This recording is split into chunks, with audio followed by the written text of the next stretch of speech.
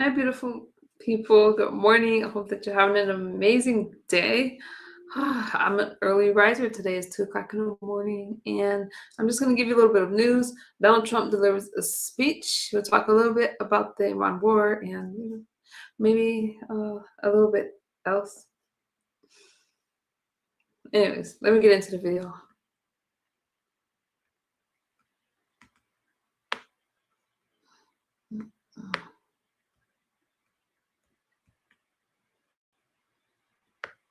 United States, Donald J. Trump. And I'm proud to be an American. 'Cause there ain't no doubt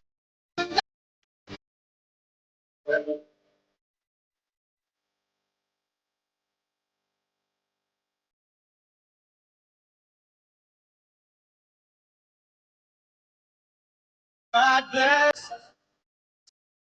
I love that song. We're going to give it a copyright. Thank you very much. We love that song. We could have listened to the whole song. We had that right from the beginning. It's Lee Greenwood, and it's been a great tribute to all of us. Why don't we sit down? We've got plenty of time, right? I may have to edit that. Special people, very special people. Did everybody get to see the Presidential Walk of Fame? Presidents have some of your least favorite presidents. Some were good, some were great, some were terrible, but that's the way life goes, right? And you notice the roses. This is a rose garden, and we added a lot of roses. I will tell you, this was a rose garden that didn't have too many roses, and if you look now, we cornered the market on roses, and you deserve them. So thank you for being with us in this beautiful spring, this gorgeous spring day. The very famous rose garden has been famous for a long time. They let it get a little bit out of control, but now it's brought back to the highest level. And you know where you're standing or sitting right now is white stone, and that was grass. And the problem with it is you couldn't walk on it because this is built on a wetland, and the grass was always soaking wet. It didn't matter; it was always soaking wet, absolutely. And so when Brooke Rollins would get up and start making a magnificent speech, and she'd be standing in mud, and she'd say, "I ruined my shoes." Her speeches would never be as been. It wasn't a pretty picture. So after about 150 years, we gave up in the grass. So we said, let's build it so we can use it. And now we have lunches here, we have dinners here, and it's nice and it's cool. The white reflects the sun, so you don't. Well, it does go in my eye right now. I noticed. I didn't anticipate that, but it's a great place. It's a great place, and we do news conferences. We do everything, and right up here, it's been so well received. People can't even believe it because the stones were all broken and really in bad disrepair, and it's really become great. And we added the pictures of the presidents from George Washington to a guy named Trump, and people really, they've loved it. We call it the Presidential Wall of Fame or Walk of Fame. We say you could call it either. Do you like walk or wall? Ready? Walk, Presidential Walk of Fame. Presidential Wall of Fame. Same. That's the same. I would call that a tie. But I want to thank you all for being here. It's amazing. The weekend we celebrate Mother's Day, honoring the women who raised us and all of the wonderful mothers in our lives for millions of American families. Sunday will be filled with love and gratitude and joy. Great. I had a great mother, by the way. And today we're honored to be joined by many strong and truly heroic moms who have stood up for their children, both in life and in a very profound loss, very, very terrible in many, just terrible loss. Many cases, and we have a lot of the greatest people on earth, angel moms. They're with us today. They're great people. They've been through so much, and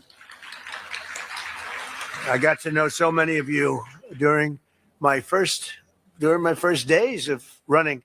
I got to know you and I got to love you. But we want to thank you for being here. Mother's Day is one of the great days. I always think so fondly of my mother. I had a wonderful mother. Among those with us this afternoon are a number of the angel moms who saw their precious children stolen from them by the open border policies of the radical left. Open borders, I call them stupid borders, not open. I call them stupid borders by stupid people that put them there. And the migrant criminals that let them pour into our country, and bad things happened. Bad things happened. 25 million people came into our country. Many of them were criminals. Many of them were murderers. They allowed them in with their open border policy of stupidity. These incredibly brave and resilient women have turned terrible tragedy into unyielding resolve, becoming advocates so that their mothers do not have to endure the same heartache that they've felt all their lives. They've felt for so long. They've raised the most beautiful child that is taken, and they've spent so many years. In many cases, I see some of you I've known you for years, and others are unfortunately new members of that club. And I say, unfortunately, it's a sad thing. Should have never happened. Should have never happened.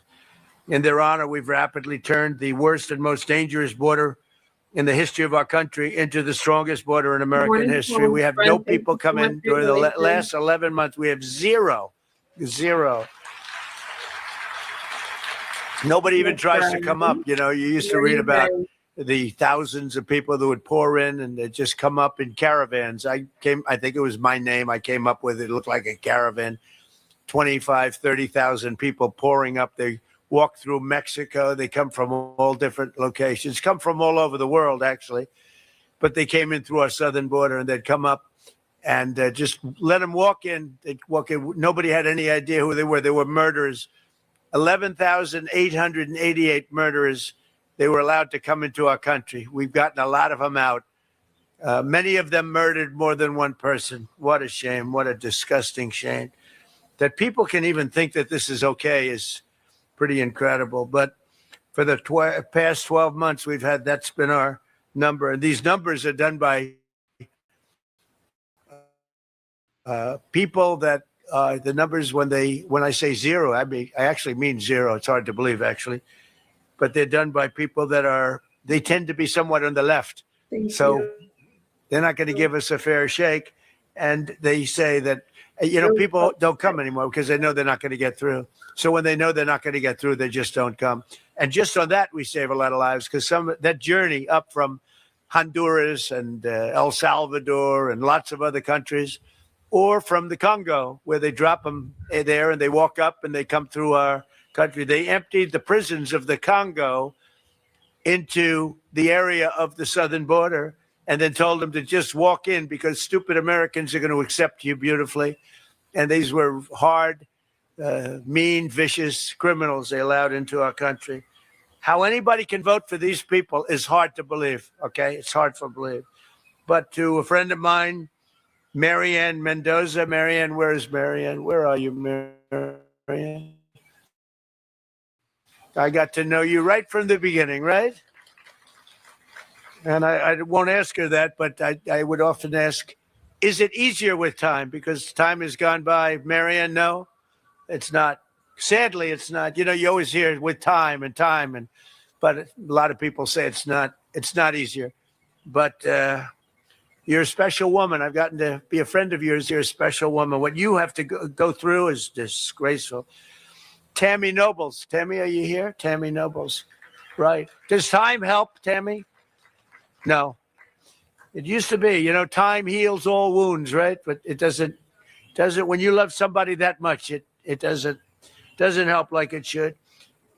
Jacqueline Medina, a great person. Where is Jacqueline? Jacqueline, where are you? Thank you, darling. Thank you. And so many others that I want to thank you for coming. And I don't think you've been treated properly. It's hard to believe, but the angel moms have not been treated properly. But this president treats you properly. I can't speak for others, but this one treats you properly. And we love you all. And all I can say is our hearts are out to you on Mother's Day. And you have a good Mother's Day. Go and have a good Mother's Day. In securing our border, we've also made tremendous strides in stopping the flow of illegal drugs into our country. The flood of deadly fentanyl across our border is down by 59%, and the drugs coming in by sea are down by 97%. 97%. And we're trying to figure out who the 3% are, because they are the bravest people on earth. You see how we stop them by sea. You know, for years they'd go and catch the boat, bring them to court, they'd go in, they'd go out. By the time of the evening, they'd be back on another boat, bringing drugs in. So we gave them warning, and we don't do that anymore. We do it much more efficiently. But think of that, down by sea. A lot of them came in, about 50%. It's down 97. Now we've started a very strong, the sea was more difficult, and now we've started land, and you'll see it coming down. It's come down a lot, but you'll see it coming down. And they come through Mexico for the most part. We have a problem because the cartels rule Mexico, and nobody else. The cartels, they just rule it. And, we lose 200,000 people a year through this poison that pours into our country. So we have the sea done, meaning the ocean, waterways, pretty much done 97%, and we're going to have the land done very soon. I want to thank the brave moms fighting the epidemic of drug addiction, and this afternoon, including Ann Funder. Ann, you here someplace? Ann Funder does a great job. Wow, good. That's a great job you do, Ann. Stephanie Rowe. Stephanie, thank you. Thank you, Stephanie. Thank you. Behind the cameras there, Stephanie. Thank you very much. And a friend of mine, Jackie Siegel, who's a great mom, great mother. Thank you, Jackie.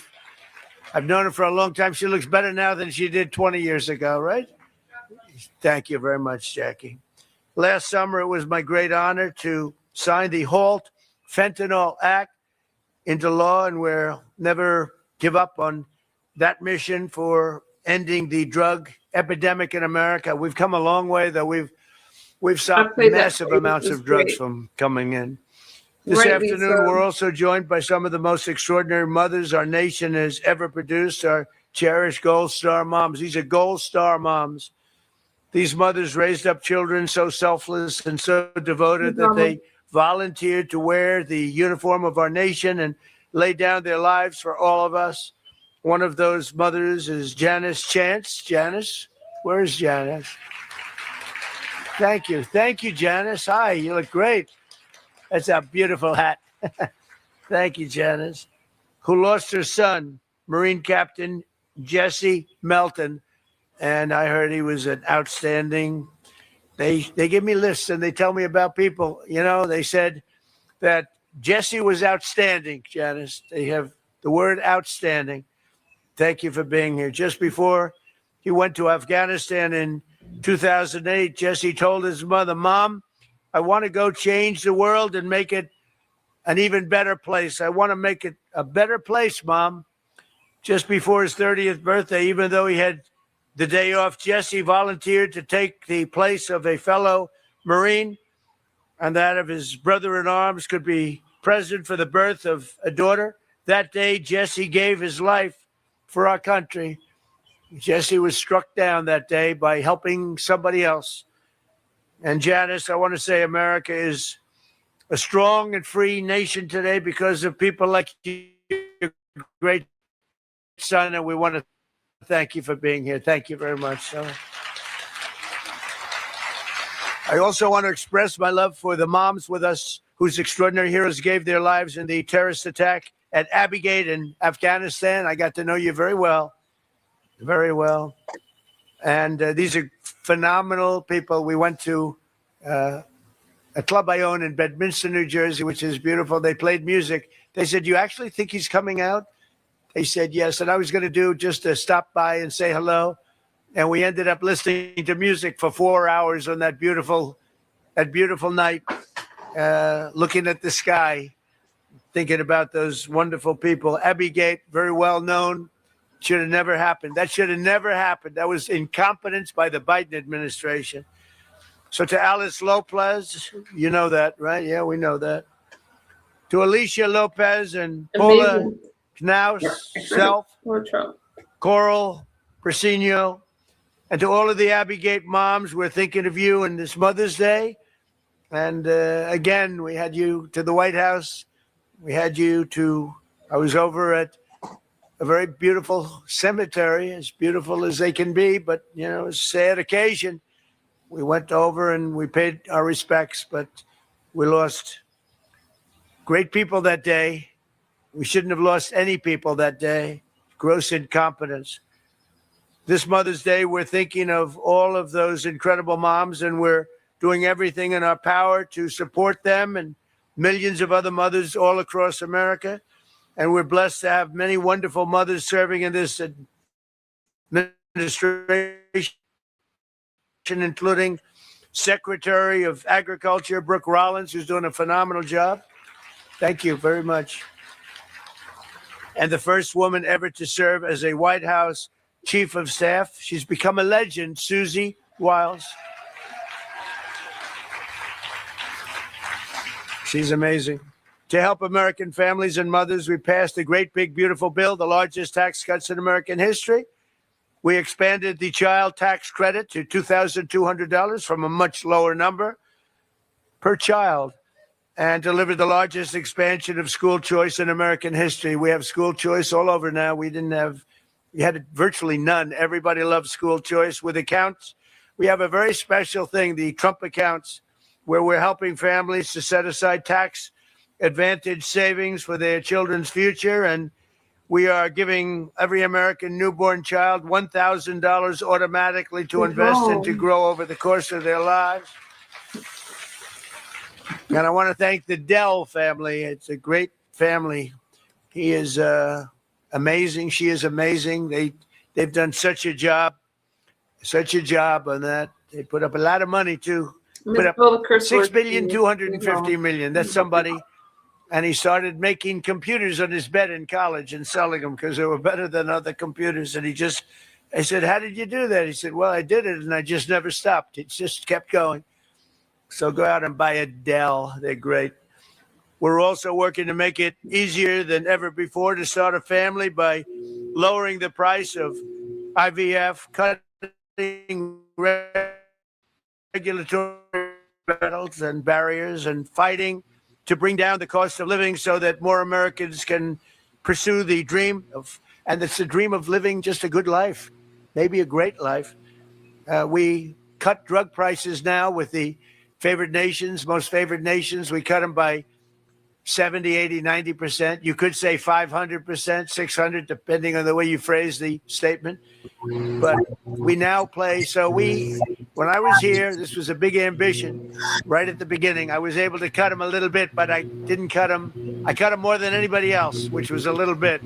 Because for 28 years, drug prices and prescription drugs only went in one direction. And when I came back, we now did something that everybody said was impossible. Favored nations. We had the highest drug prices in the world by far. Now we have the lowest drug prices in the world. Can you imagine? So we cut them by 50, 60, 70%, and go out and you'll see exactly. It's one of the I think it's one of the biggest things that we've done.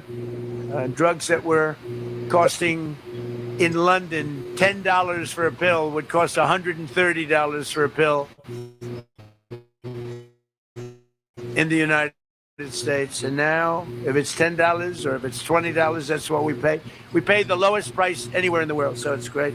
And the fake news doesn't want to write about it, but that's why I talk about it, because we have no choice. We have to. So I just want to, again, I want to thank everybody for being here.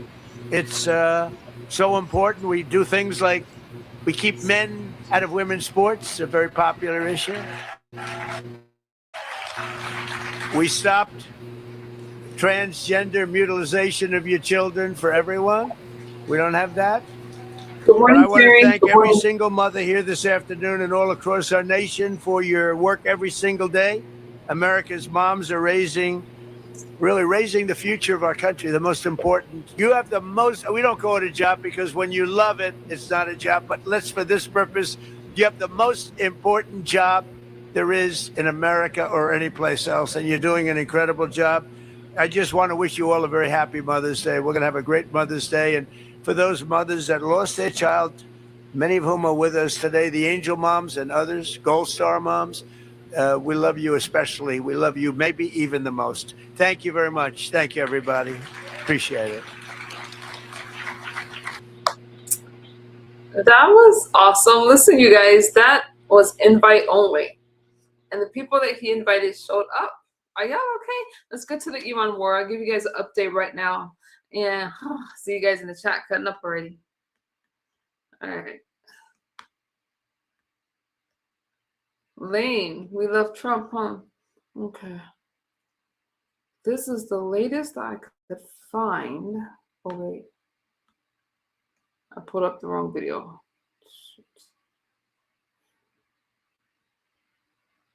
Hang on, you guys. I got you.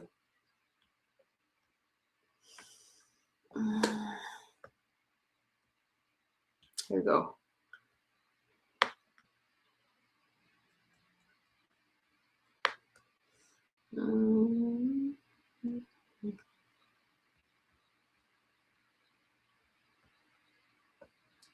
All right. Rubio said earlier he hoped would be a serious offer from Iran following U.S. peace proposals earlier this week. This, of course, comes as U.S. forces disable 2 additional Iranian oil tankers trying to breach the American blockade of Iranian ports amid new exchanges of fire in and around the Strait of Hormuz. White House correspondent Aisha Hasni has that live from the North Lawn. Good evening, Aisha. Brett, good evening to you. At this hour, there is no announcement from the White House about a potential response or potential deal with Iran. Iran's foreign minister is saying that the Iranians will not bow to U.S. pressure as the U.S. continues to enforce its military blockade on Iranian ports. These are Gold Star moms.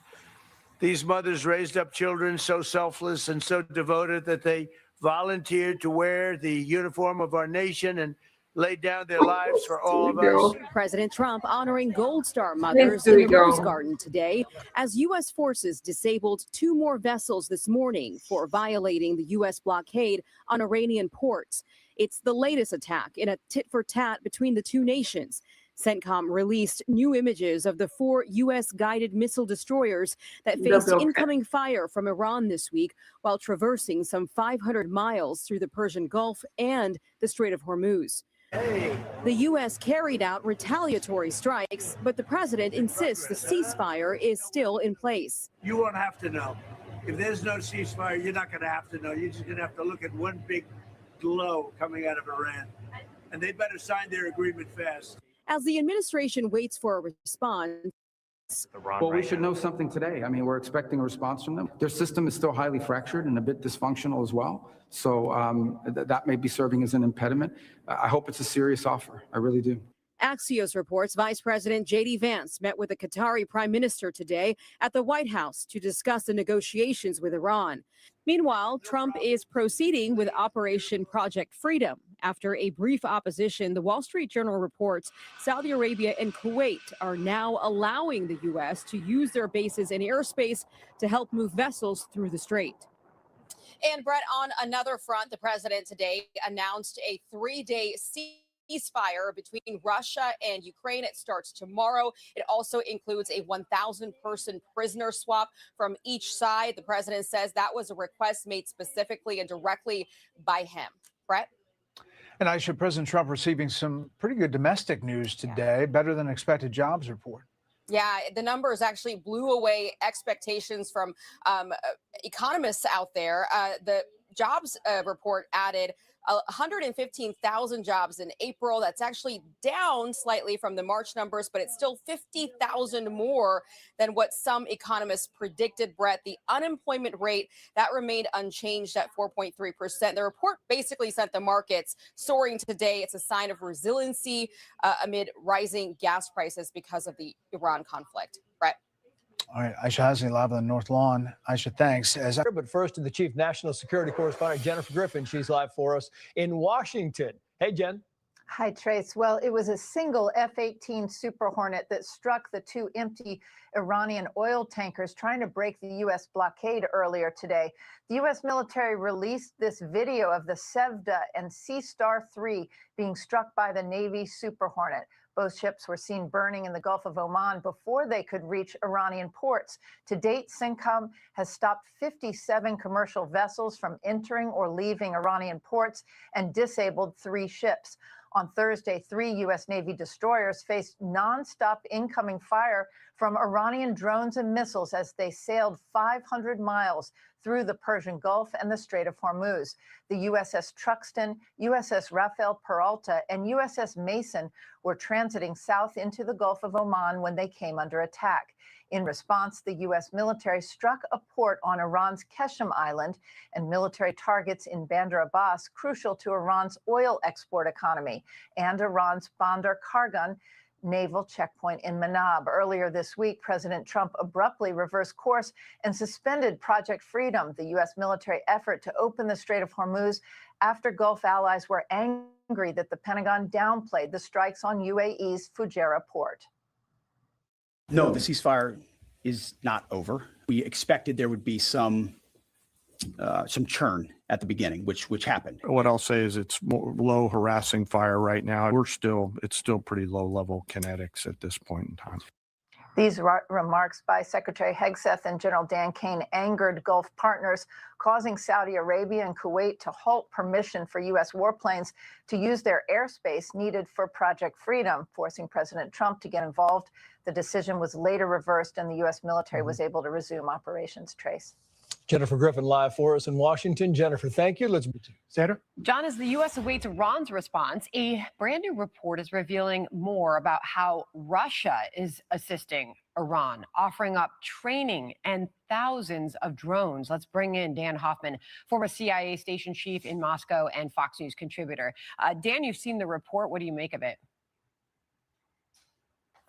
Well, there are a lot of unanswered questions. It's a report that The Economist obtained. We don't know from whom or when, and it's purported to be an intelligence report from Russia's military intelligence, the GRU, about how Russia would support Iran by providing them with drones that we would be unable to jam. So the Russians have been using those in Ukraine to great effect.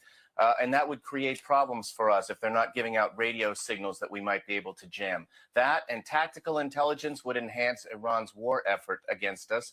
Now, the report indicated, The Economist indicated that the report might have been obtained around the time that the Trump administration was contemplating mounting a ground incursion of Karg Island. And so the Russian response may have been designed to counter that sort of an attack by the Trump administration. But look, in spite of what we don't know about this report, it's absolutely consistent with the way Vladimir Putin would behave towards the United States in the Middle East. We saw it in Afghanistan, where Russia provided material support to the Taliban to help their effort against us.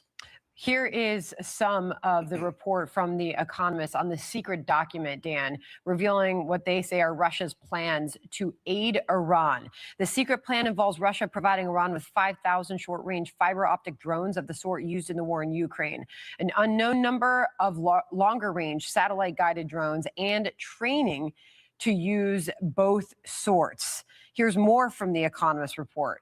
It details, Dan, fiber optic drones, by contrast, have transformed the battlefield in Ukraine by creating large gray zones in which vehicles and soldiers in the open are attacked remorselessly. Instead of being guided using radio signals, which can be jammed, operators control them through thin wires that spool out behind them. Operators can use them to conduct pinpoint attacks at ranges of over 40 kilometers. So considering all of this, Dan, how could or should this change or alter our strategy, the United States strategy with Iran? Well, I think we've already been factoring this into our strategy. Look, the Russians have been unable to deter the United States from launching the attacks on Iran. Russia was unable to do anything when their ally Bashar al-Assad was toppled from power. He's now living in Moscow. I'm quite sure that the Iranians have been asking the Russians for help. And I'm sure we're detecting that, collecting on that through our intelligence sources from CIA and other agencies. So I don't think this would be much of a surprise to Director Ratcliffe as well as President Trump.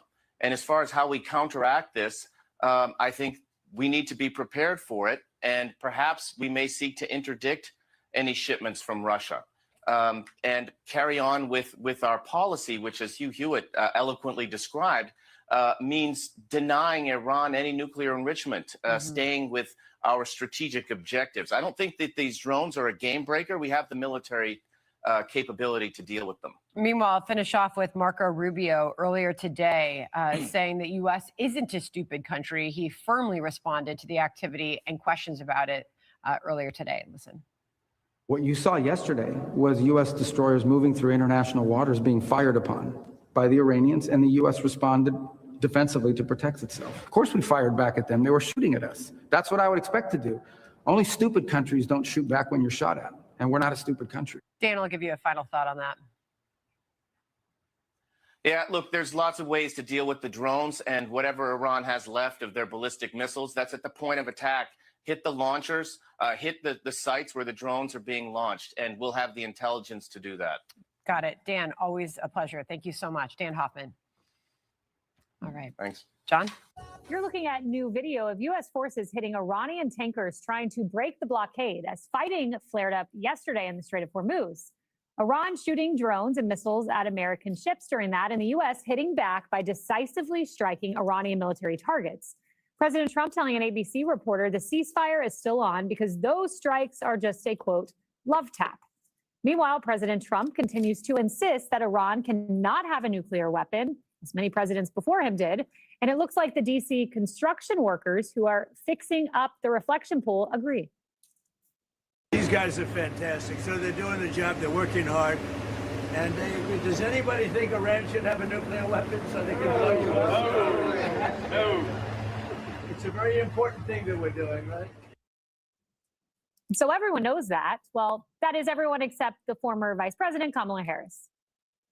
When you look at this war in Iran, which the American people do not want, which was not authorized by conference, but even if it was, it should not have been initiated.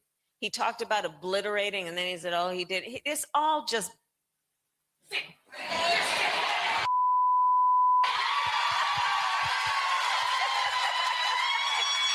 made me do that. I promise I'm not going to curse in public anymore. I'm not going to dismiss him as being an idiot. He's dangerous.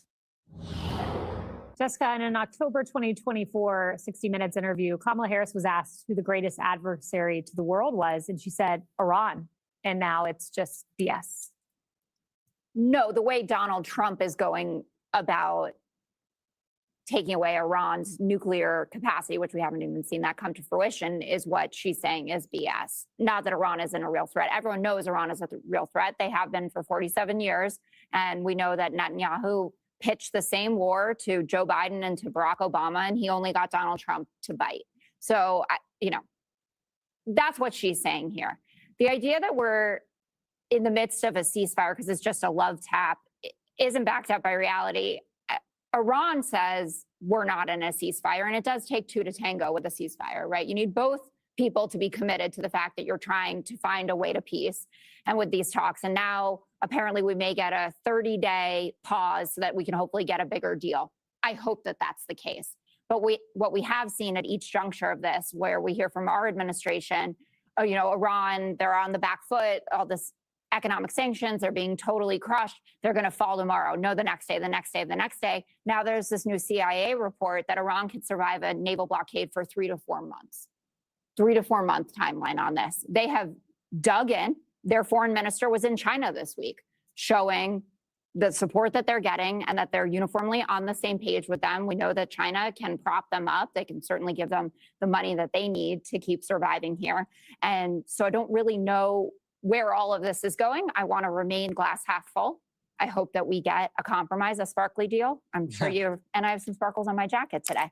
But the imminent collapse of Iran that we were promised has not come to fruition. You know, Jesse, when Joe Biden was asked what the message to Iran was, he said, don't. Kamala was asked, she said, don't. When Trump was asked the same question, he said, I would bomb the bleep out of them. I think I'd take that approach.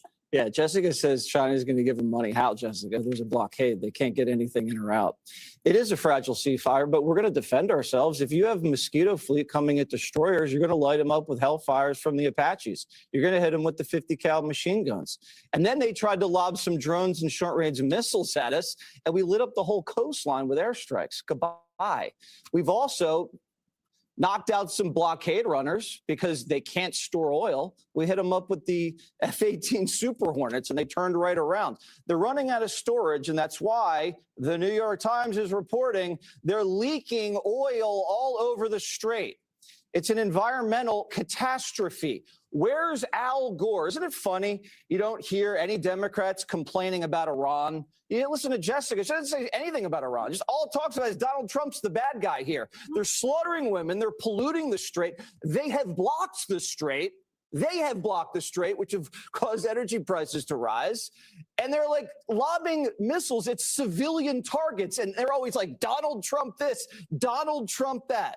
Last week, it was, you know what, this war cost too much. They said it was $25 billion. Well, guess what? We just sold $25 billion of weapons to our allies. So now it's a scratch, right? Billion. So it's just, nope.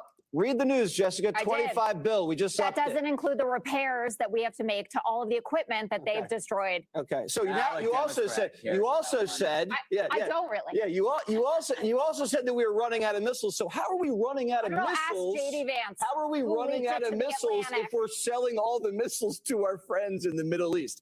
Then there was this. Another leak from the CIA, anonymous sources during the Trump administration. Oh, Iran has 75% of their missiles still. Really? We're still going to buy anonymous leaks from the CIA deep state to hurt Trump? Oh, they have 4 to 6 months left. Really? Then why are they leaking all their oil into the strait? Listen, we're supposed to get some sort of counter proposal tonight. Trump's driving a pretty hard bargain. He's saying, give us all the enriched uranium, freeze for decades. You can't do anything underground, shut down every single nuke site. It's a pretty hard bargain. So it's going to take a little while. I don't know what they're going to come back with. No one knows. But if they don't, still have bridge and power plant day. You could still take Carr. You could still lop off a few layers of the leadership. I'm willing to play this out. I think we have the upper hand if you look at the economy. Emily, you made the great point today that we follow moment by moment what happens on our TV screen, but we do not know what's happening behind the cameras in the diplomacy.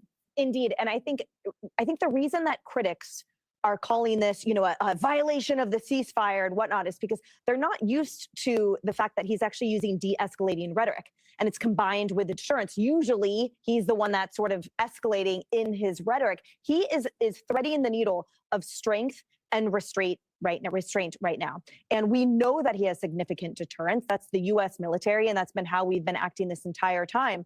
But right now, he's trying to control the political temperature. And that's a good thing. So I'm not quite sure why those on the left are decrying this and sort of looking at his dismissing of it. Not that it's insignificant militarily, but that he's saying, look, guys, I'm trying to signal to Iran that they're acting out and they will absolutely meet the heat if they continue doing this. I'm showing them what's going to happen. But it's a preview. It's not some type of explosion. And I think he wants Iran to know that America can hit back instantly and decisively while also signaling to voters and markets that this isn't an endless war and that we're not going to be there for months. So this is what you do when you correct a puppy. This is what you do when you course correct a ship. And we're seeing it in real time in these up to the moment updates, which I think for some reason seem to be catastrophic to those on the left every 30 seconds. But to us, it's, as you said earlier, it's how we make the sausage. Yep. Greg. Well, I'm going to be honest, my personal opinion, feel like this story is getting old. I mean, it reminds me of, this Iran story reminds me when you have relatives come stay and first week's great, second week, then I just want to get back to my den. I want the place to myself. You don't want a bored Greg Gutfeld because then I'm up to no good. The things I do when I have, oh my God, it's horrible. But that's my personal opinion. But I trust the guys in charge. If they need a few more weeks to drain Iran's economy, I'm going to give it to them because they've been pretty good on everything else. They're not lying to me. I mean, it's quite a change from the old administration. I mean, why are we listening to Kamala Harris? Remember, she told us she was the border czar. What did she do? And also, I don't know what the Democrats really want. What do they want? Like, if they could tell Donald Trump, get out of Iran now, is that what you want him to do? You don't know what you want. Trump's just doing what the Dems promised they would do, but never would, which was get rid of the Iranian threat. So it's always deeds versus words. The Dems fill the air with these words, but then there's no action. Meanwhile, the border is closed, crime is dropped, Maduro's locked up, drug kingpins and boats are dead. Iran's mulch. What drives Dems crazy is Trump did these things and made it look easy. And that kind of makes them look really, really stupid because they were like, we can't do this. How could he do that? It's just called having balls and knowing how to do things. And when you work in real jobs, you do know how to do things. That's the problem with Democrats, Jessica. They don't know how to do anything, and it makes me sick to my stomach. And right now, I'm essentially just talking. I gathered that. All right, well, on to this Fox News alert. Secretary of State Marco Rubio says the U.S. expects a response from Iran today to a possible peace proposal. In the meantime, he says the message is clear. If the Iranians threaten Americans, quoting here, they are going to get blown up. What you saw yesterday was U.S. destroyers moving through international waters being fired upon by the Iranians, and the U.S. responded defensively to protect itself. That's what you saw. I mean, that's separate and distinct from Operation Epic Fury. Of course we fired back at them. They were shooting at us. That's what I would expect to do. Only stupid countries don't shoot back when you're shot at, and we're not a stupid country. And with that, let's bring in Christian Whiten, former State Department senior advisor during the first Trump administration and under President George W. Bush. Christian, great to see you as always. I mean, you know, the whole idea behind this is that even Trump is acknowledging that Tehran has agreed to these broader proposals, but then the next day he says they forget all about it. Right, which means they haven't agreed, Trace. Iran, of course, is also famous for entering into agreements and violating them. So you heard the Reagan-era mantra of trust but verify. With the Iranians, it has to be mistrust and verify. And clearly, we're being jerked around. There is no agreement. There is no ceasefire. The president says there was. The War Department, Hegseth, says, oh, well, this is below the threshold of when the ceasefire would be over. I think most of the American public thinks that if we're firing at the Iranians because the Iranians are firing back at us, also firing at our allies ballistic missiles at the UAE, we are in a state of conflict and need to react harshly. You know, what kind of amazes me is that as you go through these negotiations, every day it kind of changes, and then you get these statements, and Iran suddenly morphs into this Baghdad Bobbian society where everything is just so blown out of proportion and so incorrect. In fact, this ex-post by the Iranian foreign minister says, quote, every time a diplomatic solution is on the table, the U.S. opts for a reckless military adventure. It is a crude pressure tactic or the result of a spoiler, once again, duping POTUS into another quagmire. Whatever the cause is, outcome is the same. Iranians never bow to pressure. They keep on with this big charade like they're the ones dominating this whole thing. Right. So clearly their communications are flat out nutso. But you do have to look at the real world factors. We're enforcing a blockade on the Strait of Hormuz, but Iran also effectively has one in place. Oil tankers are not transiting. The Pentagon botched Project Freedom. How that was botched is still unclear to me. I don't really believe the Gulfies were upset that we were doing too much, but whatever, the Pentagon did not pull that off. And so we have to react. And if you go back to Richard Nixon for inspiration, when the North Vietnamese were jerking us around at the negotiating table, and he ordered Operation Linebacker 1 and Linebacker 2, severe bombing campaigns of North Vietnam in 1972, which enabled the 1973 agreement that got us out and got our POWs out. We need to hit Iran. We've gotten to this point. We're in a war, and that's it.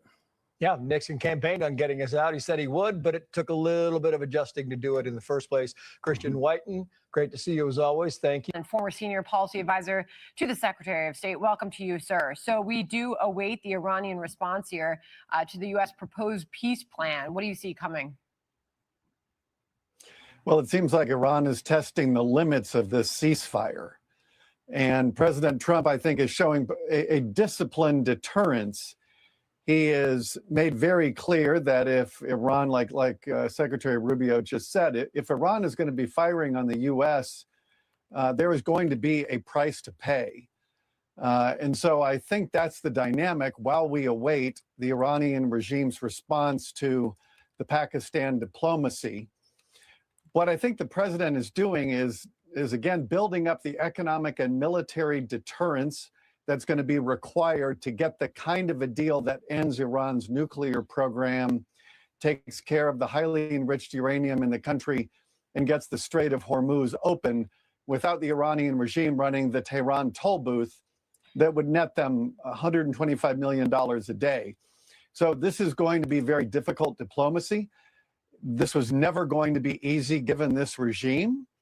What I would just say is that if this is how the Iranian regime behaves without a nuclear weapon, it's an entirely different world if they were to have one. You know, we put this together for our audience to take from it what they do, and you can tell us what we should make of it. This is an expose from the Iranian foreign minister on the latest on the negotiation posture from just a short time ago. Every time a diplomatic solution's on the table, the U.S. opts for a reckless military adventure. Is it a crude pressure tactic or the result of a spoiler once again duping POTUS into another quagmire? Whatever the cause's outcome is the same. Iranians never bow to pressure. What do you make of that? Well, it's pretty ironic to be hearing the Iranian regime lecture the world about reckless military adventures. That is not this. This is a conflict that is designed to end Iran's nuclear blackmail and its economic blackmail. And Iran, for its 47-year history, has been engaged in these military adventures, which is exporting revolution that they started in 1979. This is a regime that has a very hard time simply being at peace with its neighbors. And I think if you were to poll our Gulf partners in Israel, all they would like to see is an Iran that is at peace with its neighbors and is not pursuing a nuclear weapon. But instead, for 47 years, they have been sowing terror and violence, chaos. This regime has killed over 1,000 Americans and has injured so many thousands more. And they want to get a nuclear weapon. And President Trump, I think, deserves a lot of credit for not managing the problem, as other presidents have tried to do, but is trying to end Iran's path to a nuclear weapon. Perfect. I want to end with this. This is Marco Rubio responding to questions about the U.S. strikes on Iran, describing them as self-defense. Let's listen. What you saw yesterday was U.S. destroyers moving through international waters being fired upon by the Iranians, and the U.S. responded defensively. Of course, we fired back at them. They were shooting at us. That's what I would expect to do. Only stupid countries don't shoot back when you're shot at, and we're not a stupid country. Did he need to explain that? Well, President Trump is sending our Navy through international waters in a peacekeeping operation to open a choke point that was created by the Iranian regime. It is simply unacceptable to allow one country to choke off 20% of the world's oil supply just because it feels like it. This is international waters. The president is protecting a principle, a bedrock principle of freedom of navigation in international waters. I wish the rest of the international community were as frustrated over Iran's behavior, but they're not. They seem to be spending most of their time criticizing the operation when they should be helping it. But I think at the end of the day, we have to respond to any of these attacks. We're going to continue, I think, to maintain escalatory dominance while keeping the path open for diplomacy. That's the best formula right now. Got it. Brian, appreciate your time today. Thank you very much. To take us through the week and what a week it's been here on Friday. Remember where we started on Monday? That's when the president launched Operation Project Freedom. That idea was to help the U.S. Navy to escort commercial ships through the Strait of Hormuz. But later on that day is when the IRGC launched the drones and the missiles at U.S. naval assets. So then by Tuesday, that was put on pause. And then on Wednesday, the U.S. responded by hitting some of those tankers, these empty vessels we showed you yesterday, is more than 1,000 feet long, on the open seas. You have that F-18 with the Gatling gun on the nose of that plane go after the rudder for the ship, and it rendered it useless there on the sea. And then you got Thursday, where the U.S. launched the self-defense strikes at Iran that Lucas was just showing us. We'll show you right now. Jimmy's showing the back wall here. And the map that Lucas was referring to is right in here in this elbow of water. You see it stretch around here in the Strait of Hormuz. You have 3 U.S. naval vessels that were here in the Persian Gulf and through the Strait of Hormuz. They were the ones that apparently were the targets of the Iranians. Here at Bandar Abbas, there was a reaction, naval checkpoint at Kragan here, and also the island of Qashem that we've been watching for some time. Keep in mind, the blockade starts down here, okay? It stretches from Oman to the border where Pakistan meets Iran. That's where it's been, and it's been very effective, stopping more than 70 vessels from going in and out Jerome, my of friend. Iranian ports. We're bringing Dana and Michael Allen with us, former National Security Council Senior Director. Have a good rest Michael, of your welcome back day. to our show today. Marco Rubio earlier today said he expects a response from Iran on the latest peace proposal or peace idea or ceasefire, end of the war. We haven't seen it yet. Now it's in the evening in Iran. What would you expect, Michael? Well, I think they'll get back to us, but I'm not sure that we should expect that it will reflect the kind of concessions, the kind of compromises that President Trump says he needs.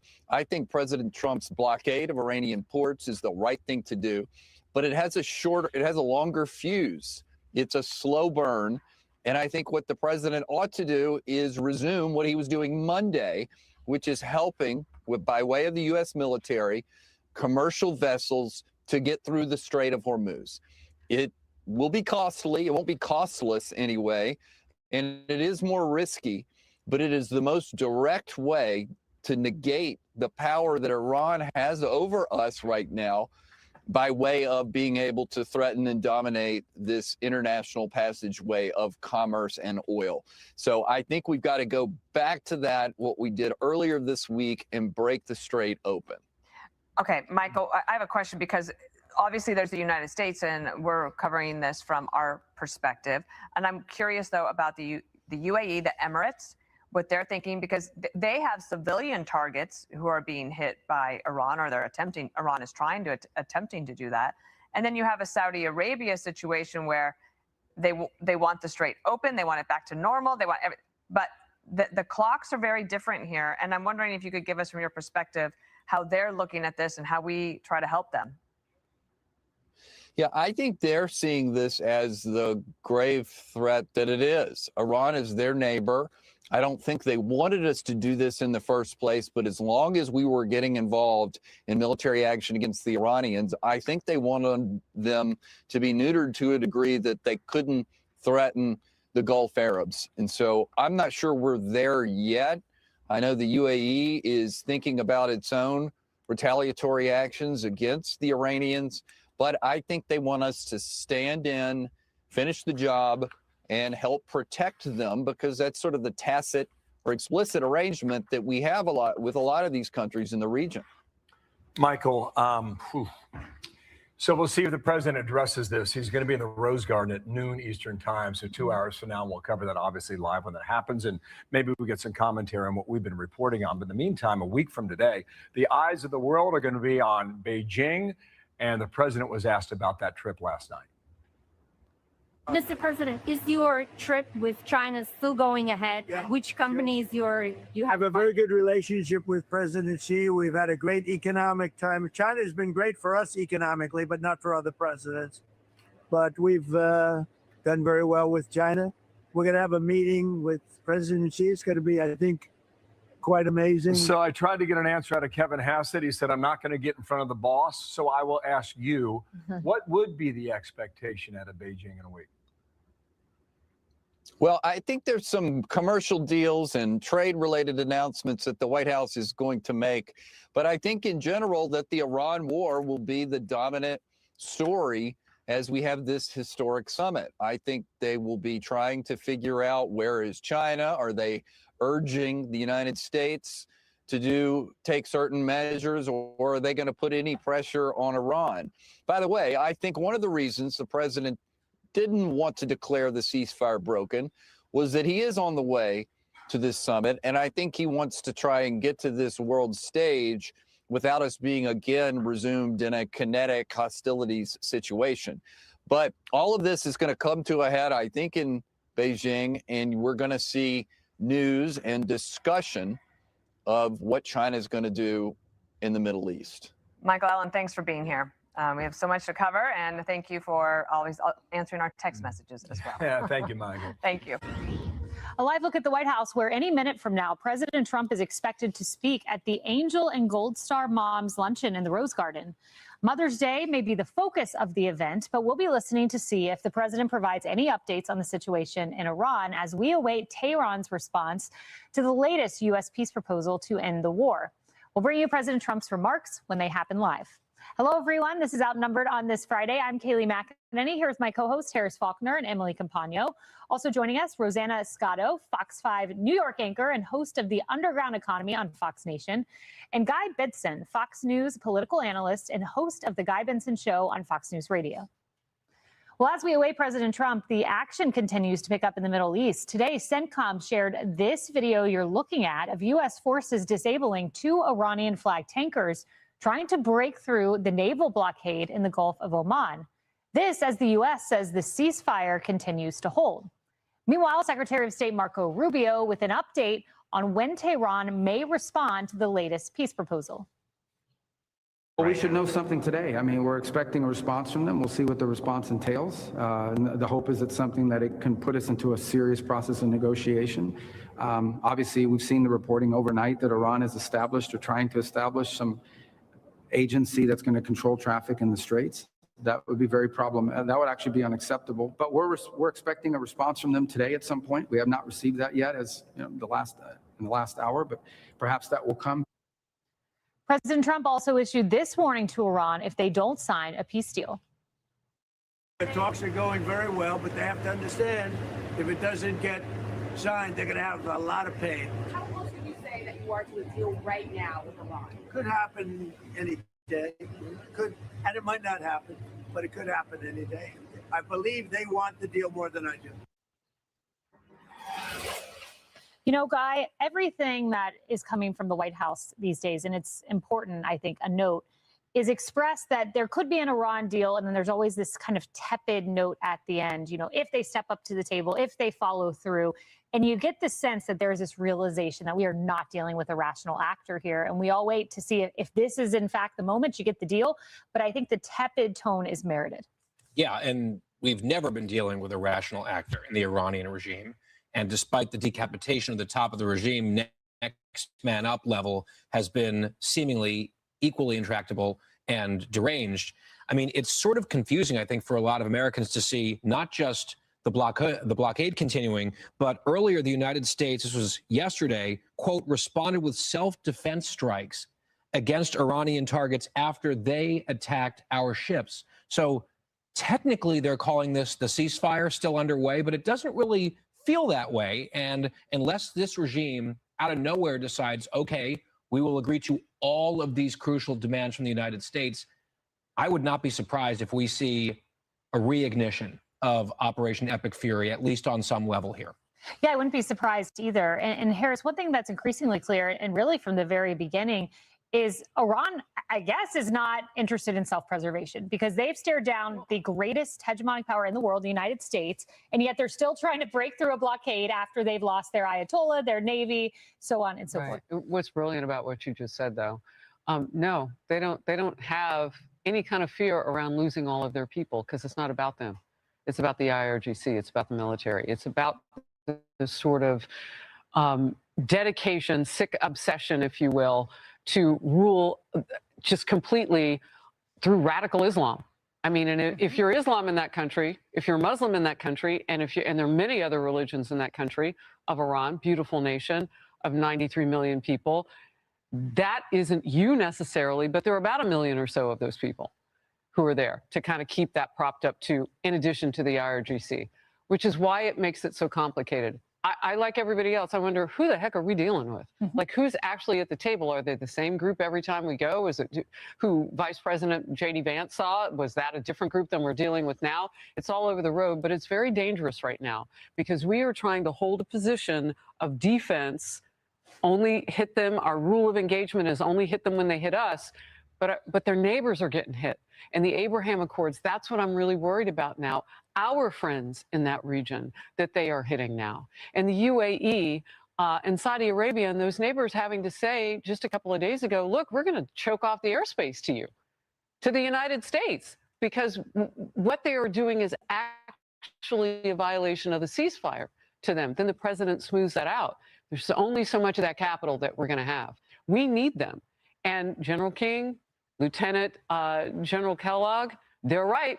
Carg Island, 90% of their income, you take that, you choke everything off economically, and then perhaps also give the people a better chance for a revolution.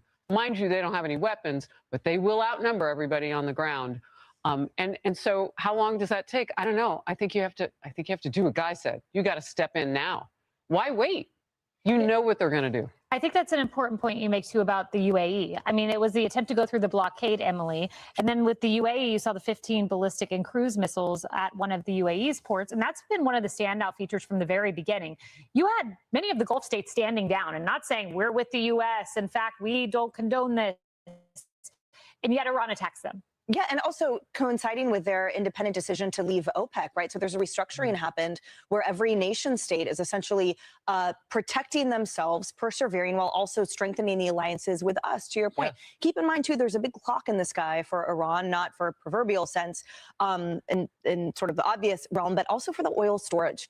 And so they are abutting a serious parameter here that they only have so much time for. We can go all day. We can go all week, we can go all year, and then some.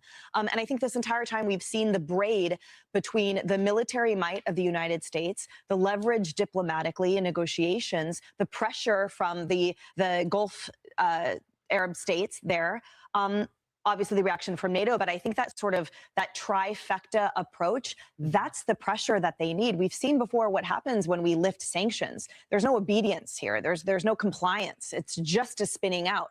So here, that's why I think we see the dance and the tango of using those two parameters. But I think the up-to-the-minute media coverage, frankly, does no one any favors. I think it feeds into the exhaustion of this. So it would do well to sort of take a beat and let it play out, because by the minute we're seeing them in their newly resurged weapons, where are those from, sort of acting out again. So I think while this dance is happening, it may look sort of ugly at times, but thank God for our allies and for the patience that the United States has in terms of that flexibility that Iran doesn't.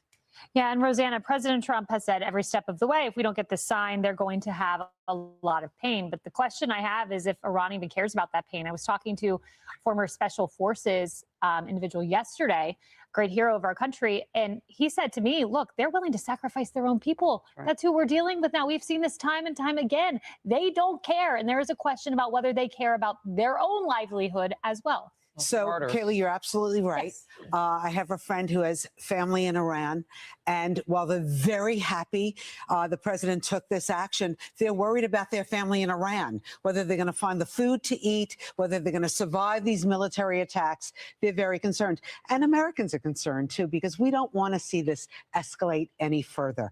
This war has been, 2 months and a little, in a few days. And we're worried. We're worried because one minute the president says we got a deal. The next minute he says we got a deal in a day or so. And then he says, maybe we don't have a deal. So I'm with you, Emily, on maybe we don't need to know every detail right now. Just let us know that you're there. Your people are talking, that a deal is still possible. Because when we go to the supermarket, we see we're paying for it here. We're paying for it in eggs and bread, everything's going up. You go to the pump, and now is the time people start traveling in their cars. The gas prices are up every single day. We want to know that there's an end in sight and that we're going to be victorious. The one thing I would say is that military and these families in the United States appreciate the minute by minute because we see this differently. And I do think that, back in the day, previous wars, like World War II especially, you had women in factories helping to make things with their pantyhose, and everybody was all in. We haven't really seen that sort of push and support for military life much since then. We've been at war in many places and haven't had what we would call true victories. We've had a lot of mission creep. So when we see this minute by minute and transparency, yes, it is wearing on the soul. But those millions of people whose loved ones are fighting so far away know that we are with them. And so I do see it a little bit differently. I can take the drip because I want them to come home. Did you guys see that the New Jersey ferry system, which goes between New Jersey and New York, they just raised their prices sort of considerably. And they said that in the uncertain times of war, and it was interesting to me because we all know that when prices get raised, they never go back. And this is on the heels of, and this is a separate point than what you're making, this is on the heels of the World Cup coming. So everyone's raising their prices for transportation too. And I wondered as I read the alert, sort of, how much it was politically tainted and how much people are reading that and then being like, taking that negatively in how it was phrased in terms of the impact on the daily life and not listening to the president saying this is temporary. And it still is nowhere near what it was in the prior administrations. But yet there's a reflection and a reaction in this structural way that's giving people this. Yeah, gas was $5 a gallon at the height of Joe Biden's presidency. And he wasn't waging a war to keep the world free of nuclear weapons, a problem we all acknowledge for 47 years until now because it's political and the left is losing their mind.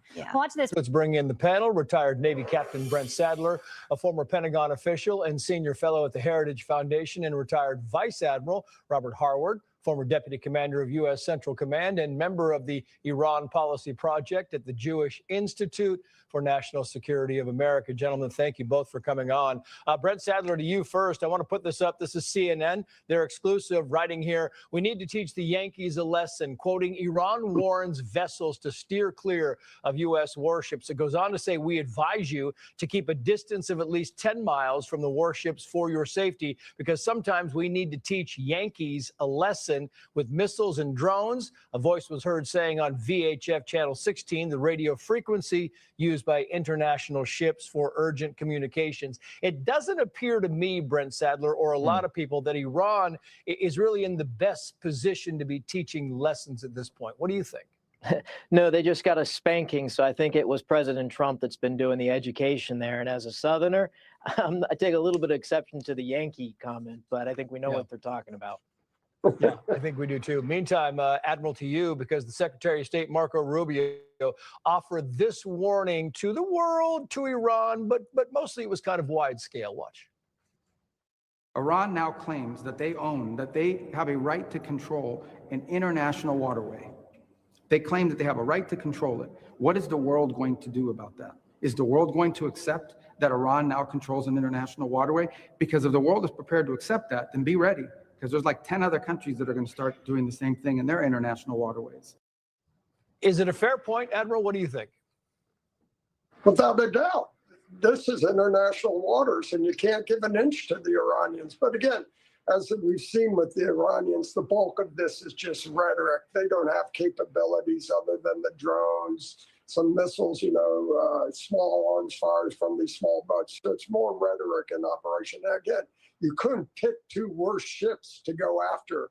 These are the most advanced counter UAS systems, electronics, small arms guns. So they're prepared for that sort of stuff. And so it is just a little tit of tat. But we do have to remember going after those targets, Bandar Abbas, Bandar Kar, Keshem Island, where these small boats operated, are fair game, especially if they're continuing to try to harass us. And it can get a lot worse than that. The Iranians haven't picked up on that yet. Yeah, what do you make, Brent Sadler, of the language being used? You had the president saying it was a love tap. You had the admiral just saying tit for tat. You had, the CENTCOM people saying, well, this is low-level kinetic action. I guess it's a way to say when you keep firing during a ceasefire, you have to kind of try to tamp it down a little bit, right? I think it's geographically constrained, so it's important to note that neither side is saying that this violates the wider ceasefire that's still in effect as these negotiations kind of trudge along.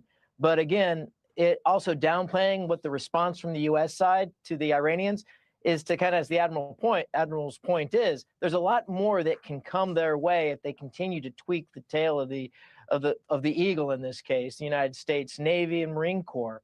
So I think there's a lot more that could be coming. I think it's overdue that now that we're finally going after the bases these small boats are operating out of. And should they do it again, I think they're going to get an even larger education. Yeah, I find it interesting as we talk about this back and forth, because the Washington Post had the following headline here. Put this up on the screen. U.S. intelligence says Iran can outlast Trump's Hormuz blockade for months. I mean, we've been told again and again, Admiral, that the economy in Iraq is on the brink, that they might have to shut in their oil wells. Holding on for months seems to be a bit of an overstatement in that viewpoint. What do you think about this? Well, I think they want to stay in power. Survival is their end state. So they don't care about the Iranian people. If they're going to go hungry and suffer, that's fine, as long as they have enough guns to put them down when they revolt. So, yeah, they're going to say that. But the real story becomes what's happening in Iran. What are the Iranian people have had enough and can't survive without food and those things and can move. And some of these activities continue to highlight how impotent the regime in Iran is. They really don't have much left in their game. And so I think the president knows he's in control of the time span, not the regime. And again, escalation works in our favor, not theirs. So if they want to continue on this path, they'll continue to suffer and put the regime at risk. And that's the end state I think you're seeing from our Gulf partners. They want us to continue taking the fight to the regime. Yeah, I think it's a very effective point there, Brent Sadler, because the truth is, you look at both of these sides, and it certainly appears that the United States could hold on for months and months and months and be just fine.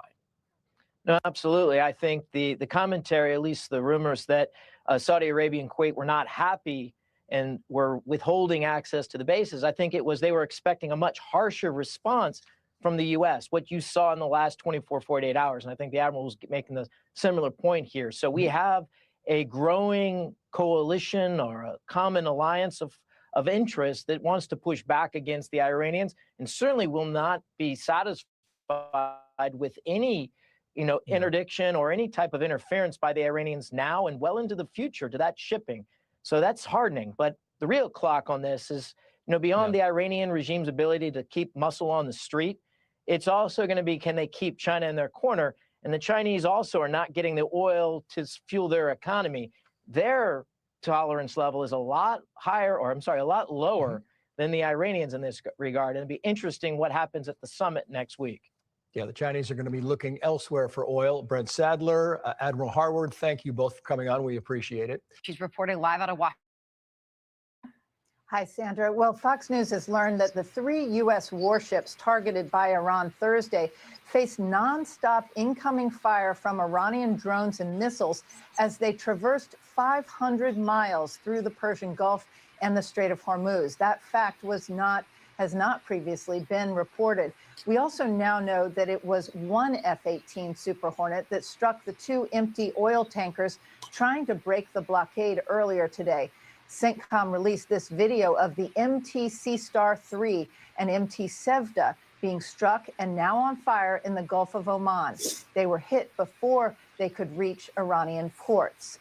On Thursday, 3 American guided missile destroyers, the USS Truxtun, USS Rafael Peralta, and USS Mason, were transiting south into the Gulf of Oman when they came under attack. The attack from Iran lasted longer than we first knew. In response, the U.S. struck a port on Iran's Keshem Island and military targets in Bandar Abbas, another port city crucial to Iran's oil export economy. The airstrikes targeted missile launchers as well as Iran's Bandar Kargan naval checkpoint in Manab. Of course we fired back at them. They were shooting at us. That's what I would expect to do. Only stupid countries don't shoot back when you're shot at, and we're not a stupid country. The strikes on Iranian territory came after the president abruptly reversed course and suspended efforts to open the Strait of Hormuz that he announced Sunday. The U.S. strikes came 3 days after Iran fired 15 ballistic and cruise missiles at UAE's Fujairah port on Monday, eliciting anger from Gulf countries after Secretary Hegseth and General Dan Kane told a Pentagon press briefing Tuesday that the attack did not rise to the level of breaking the ceasefire. No, the ceasefire is not over. We expected there would be some churn at the beginning, which happened. What I'll say is it's low harassing fire right now. It's still pretty low level kinetics at this point in time. This angered Gulf partners, causing them to halt permission for U.S. warplanes to use Saudi and Kuwaiti airspace, forcing President Trump to get involved. The decision was later reversed after a phone call from the president. Sandra? All right, Jen Griffin reporting live out of Washington on that for us. Thank you. John? Ooh, you guys, that's a lot. Okay, let me give you guys the latest I could find on Epstein before I go to the highlights. Okay, don't be mad at me. I gotta give you the news as it comes in. Where is it?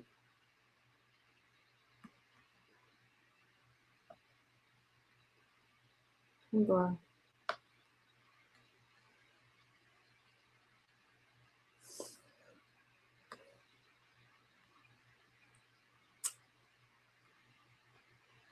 Trump official caught lying about his visit to Epstein Island.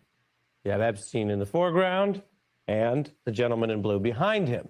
Howard Lutnick back in the hot seat today, Congress grilling the Commerce Secretary about those Epstein links and his Epstein lies. He has been forced to address a lot of it after what was a very unusual law that no one at the time expected to come out, but it did. We lived through that, and that law forced out evidence, including the photograph on your TV screen or your YouTube or your phone, however you're watching us. But wherever you're watching us, that evidence is on your screen. That's a photograph that they never thought would come out. They never wanted it to come out. It was only the huge, unusual pressure that made it come out and contradicted this Trump official's claims. We now know Lutnick was named over 200 times in the Epstein files. Those are the ones we've seen, including the emails arranging the very island visit that we just showed you. His assistant relayed it was nice seeing people there. And those long secret emails from Lutnick and his team and other Trump allies like Elon Musk have served to publicly shred those men's past denials. Thank you, Claude. And so, even by the low standards in D.C. today, it was in our beat case timeline with the news tonight. Months after the files came out, amid this war and the big news development. That's actually, I have the men you see up on your screen because they are part of a bipartisan push to follow the leads from those Epstein files that Congress forced out. You can get the docs and everyone can have their day reading about it, but if that's all it was, then that's not really a lot of accountability. It's certainly not a lot of actual investigative information to come out if you just drop it all. And yet, Democrat Ro Khanna, Republican James Comer, have pushed to follow up on those documents, to use the actual powers of Congress, this co-equal branch, even and perhaps especially when Donald Trump would rather they didn't. Now, there are still differences between those men and the parties, including about which interviews are prioritized, taped, and broadcast. Wanted the Epstein files. But let's be clear, some members, including some Republicans, are still staying on this issue, which is why it's back in the news tonight with new testimony, even if the White House wishes it weren't. This is coming over Trump's objections and over the objections, frankly, of a lot of D.C. insiders, including some Democratic figures like the former Treasury Secretary Larry Summers, who's been ousted from his post. He was largely a kind of a centrist Democrat in several administrations. Those type of elites, and of course, a lot of the Trump officials would like to just wind this down. Well, it's not winding down tonight on Capitol Hill. And pressing Lutnick is actually key, given that we also know that Trump's DOJ dropped the ball on things that Lutnick was saying in public. He was sounding off about how Epstein, his former neighbor, might use videos or, quote, blackmail against government officials. And if that's true, it would mean against fellow Trump officials and Trump officials in the first term, who, of course, were dealing with Epstein as a defendant. Now, that pitted Lutnick against people like then AG Bondi, who had claimed there was never any blackmail. And she'll be up for testimony soon. There's also news on that tonight. But here's the context of that past Lutnick claim.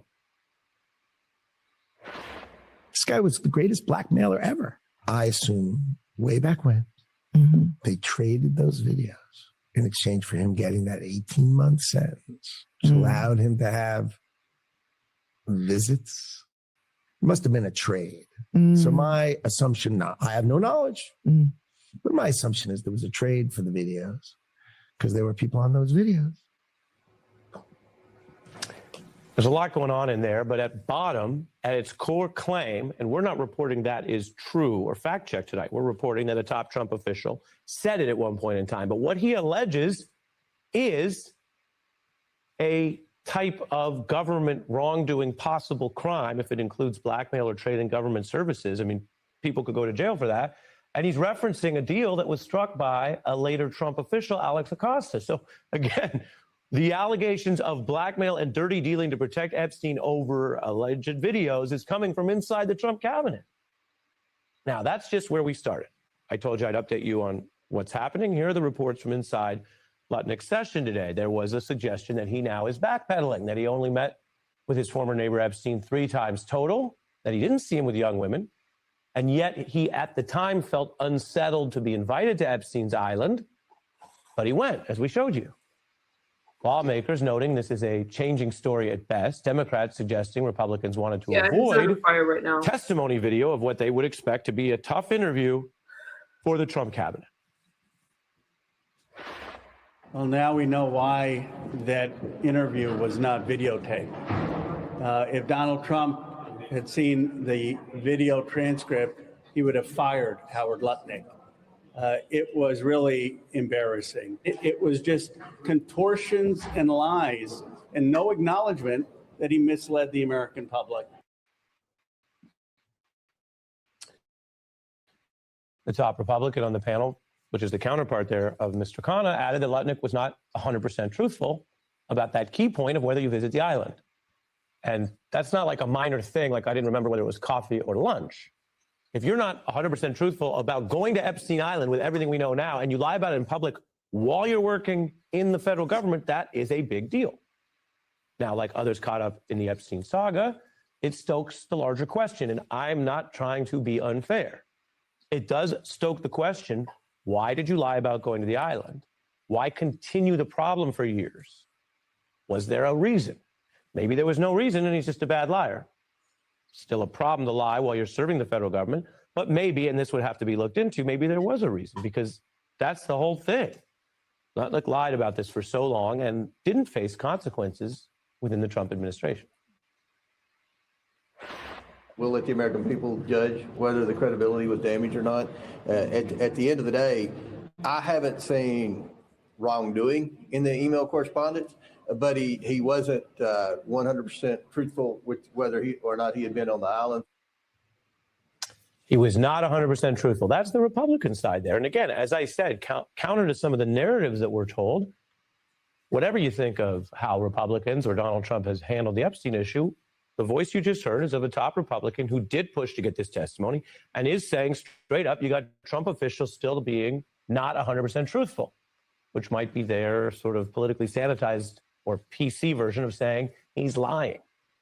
And I also want to be clear, it is true that the authorities have not suggested criminal wrongdoing by Lutnick. Done. Cash that out as the current state of play about the authorities. But a top official lying about his own personal dealings with this deceased sex trafficker is a type of professional wrongdoing in office. It's exactly what the Senate vets when advising and consenting to nominees under our Constitution. Are they competent? Are they truthful? Will they uphold the Constitution? Will they lie to the public or the government about matters of import? Not lunch or coffee, but important matters, as this individual did while you paid his salary with your tax dollars, which might have been better spent on your gas. This is very recent. We're not drudging up just the old thing. If you had just the old thing and you said, oh, that was a mistake, didn't know about it then, let me be honest, let me be helpful to everyone looking for the truth, including the survivors, that might be a very different response. That's not what happened. Lutnick was being compensated by tax dollars. He's working for a party which claimed and ran in 2024 on getting to the bottom of the Epstein crime spree, not hiring and then maintaining officials like Mr. Lutnick, who still has Donald Trump's backing, to lie to the public and misrepresent Epstein evidence that was inside the DOJ's possession to obfuscate its own supposed probe. Because if the government is trying to get to the bottom of whether there was blackmail or other misconduct in the past sweetheart deal that Epstein got, it's a problem if its current officials are lying about said evidence. Here's some of the contradiction of his own personal history, Lutnick going to the island and his dealings with Epstein, which both members of the committee on the left and the right, both parties, mentioned with regard to his lack of veracity today. I was never in the room with him socially, for business, or for even philanthropy. If that guy was there, I wasn't going because he's gross. I did have lunch with him as I was on a boat going across on a family vacation. My wife was with me, as were my 4 children. We had lunch on the island. That is true. That is true. So he was lying. He lied in the interview and told the truth under oath. And for anyone who gets cynical and says they get away with everything, turns out with a lot of these folks, you put them under oath and they tell the truth rather than expose themselves to criminal prosecution. I don't think Mr. Lutnick is worried about this DOJ, which had his evidence and didn't ever publicize it until the law made them. I don't think he's worried about this DOJ charging him for lying about that to Congress. He must be worried that things could change real soon. Now, context. In other administrations in both parties, cabinet officials have been removed for less than the lies about the sex trafficker that I just showed you that Mr. Lutnick lied about. Now, there are calls for Lutnick's removal. Others have been ousted from positions based on their ties to Epstein and other alleged misconduct or misleading statements. Again, not everyone here is necessarily facing any allegation of criminal wrongdoing, but we have meticulously shown that they've been ousted from jobs or face civil subpoenas, testimony demanded, a type of accountability that Lutnick has not faced as of tonight.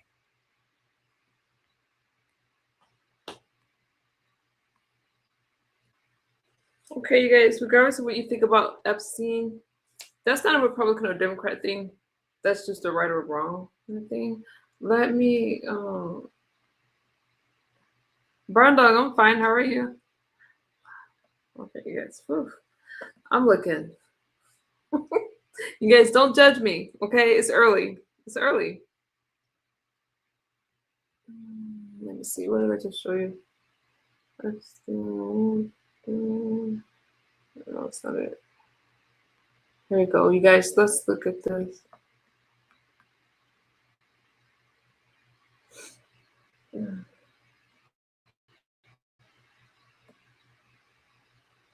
Thank you, Bird Dog. I know I'm a mess this morning, but I'm going to get you through the news. I got you. Jeffrey Epstein's alleged suicide note. This is an alleged suicide note, not from his actual quote-unquote suicide, but from an attempted suicide from before the one where he died. CNN's Caitlin Polance is in the newsroom with details. Caitlin, tell us more. Jake, you, one of the Ramon. most Thank sought you. after Thank you, documents D-Star. that you Thank could you, Ramon. imagine in the situation around Jeffrey Epstein, and a moment of transparency. This is an apparent reported suicide note. Now, there isn't a full authentication of this, and just this document has been unsealed by a judge in the case of the man who was in a cell with him in July of 2029. This note, it apparently says, and I'll read it because it is very hard to read the handwriting there, and some of these translations that we're making from the words may not be exact given how difficult it is to read his handwriting. But Jake, it says, they investigated me for months, found nothing. So 15 or 16-year-old charges resurrected. It is a treat to be able to choose one's time to say goodbye. What you want me to do? Burst out crying. No fun, not worth it. So this is a note that reportedly was discovered by the cellmate of Jeffrey Epstein after his arrest in 2019. And it was discovered in July of 2019, a time when he had apparently made a suicide attempt in jail and survived it, but then several weeks later killed himself. There have been so many investigations around Epstein, and the Justice Department has been looking to release so many documents documents. This one, though, was tied up in the case of his cellmate, and it now has been released at the petitioning of the New York Times. All right, Caitlin Polkins, thank you so much. With us now to discuss one of the Democratic members of the House Oversight Committee, which is investigating Epstein, Virginia Representative Congressman James Walkinshaw.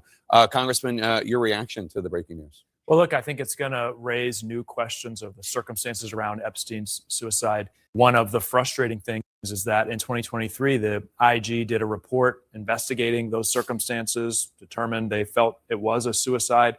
This note wasn't even part of that investigation. So I think it's going to add to some of the theories that are out there that it wasn't really fully investigated. How confident are you that Epstein committed suicide, that his death was by suicide? I think that is the most logical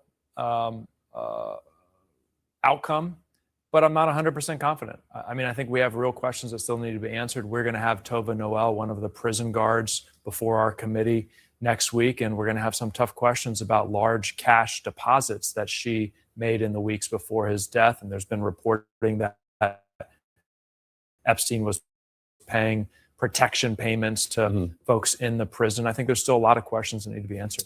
So speaking of tough questions, Commerce Secretary Howard Lutnick was on Capitol Hill today to talk to the House Oversight Committee about his relationship with Epstein. Your fellow Democrat, Congressman Ro Khanna, called Lutnick's testimony contortions and lies. What do you think? Well, look, here's what we know. Secretary Lutnick went on a podcast and said that he visited Epstein's townhouse once with his wife, and he was so disgusted by Epstein. This is like he said in 2005, 2006. That's right. He pledged, I'm never going to be in a room with that guy again. When the files were released, we learned he was in a room with that guy, with Epstein, multiple times.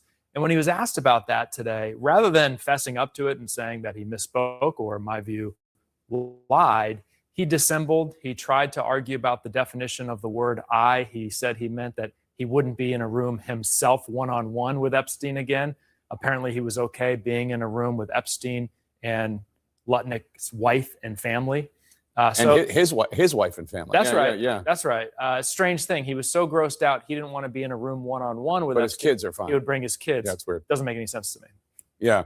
Unlike other witnesses before the committee, Lutnick's testimony was not videotaped. Why not? I think it's part of the ongoing cover-up, right? And I'll never say the cover-up is worse than the crimes here, because these Epstein crimes are horrific. But there's been a concerted effort by the administration and the Republican allies in Congress to keep the American people from seeing this. American people deserve to see Secretary Lutnick struggle to answer these basic questions.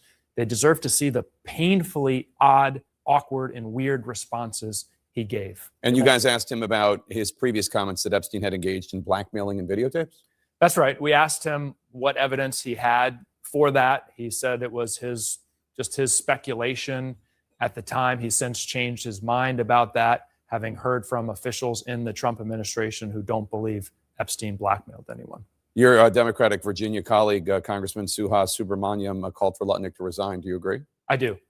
Look, I think it's a breach of trust. And I know this is an old-fashioned view. I don't think a cabinet secretary should just flat out lie to the American people in the way that he did. If he had come in today and shown some remorse for that, some contrition for it, I might feel differently.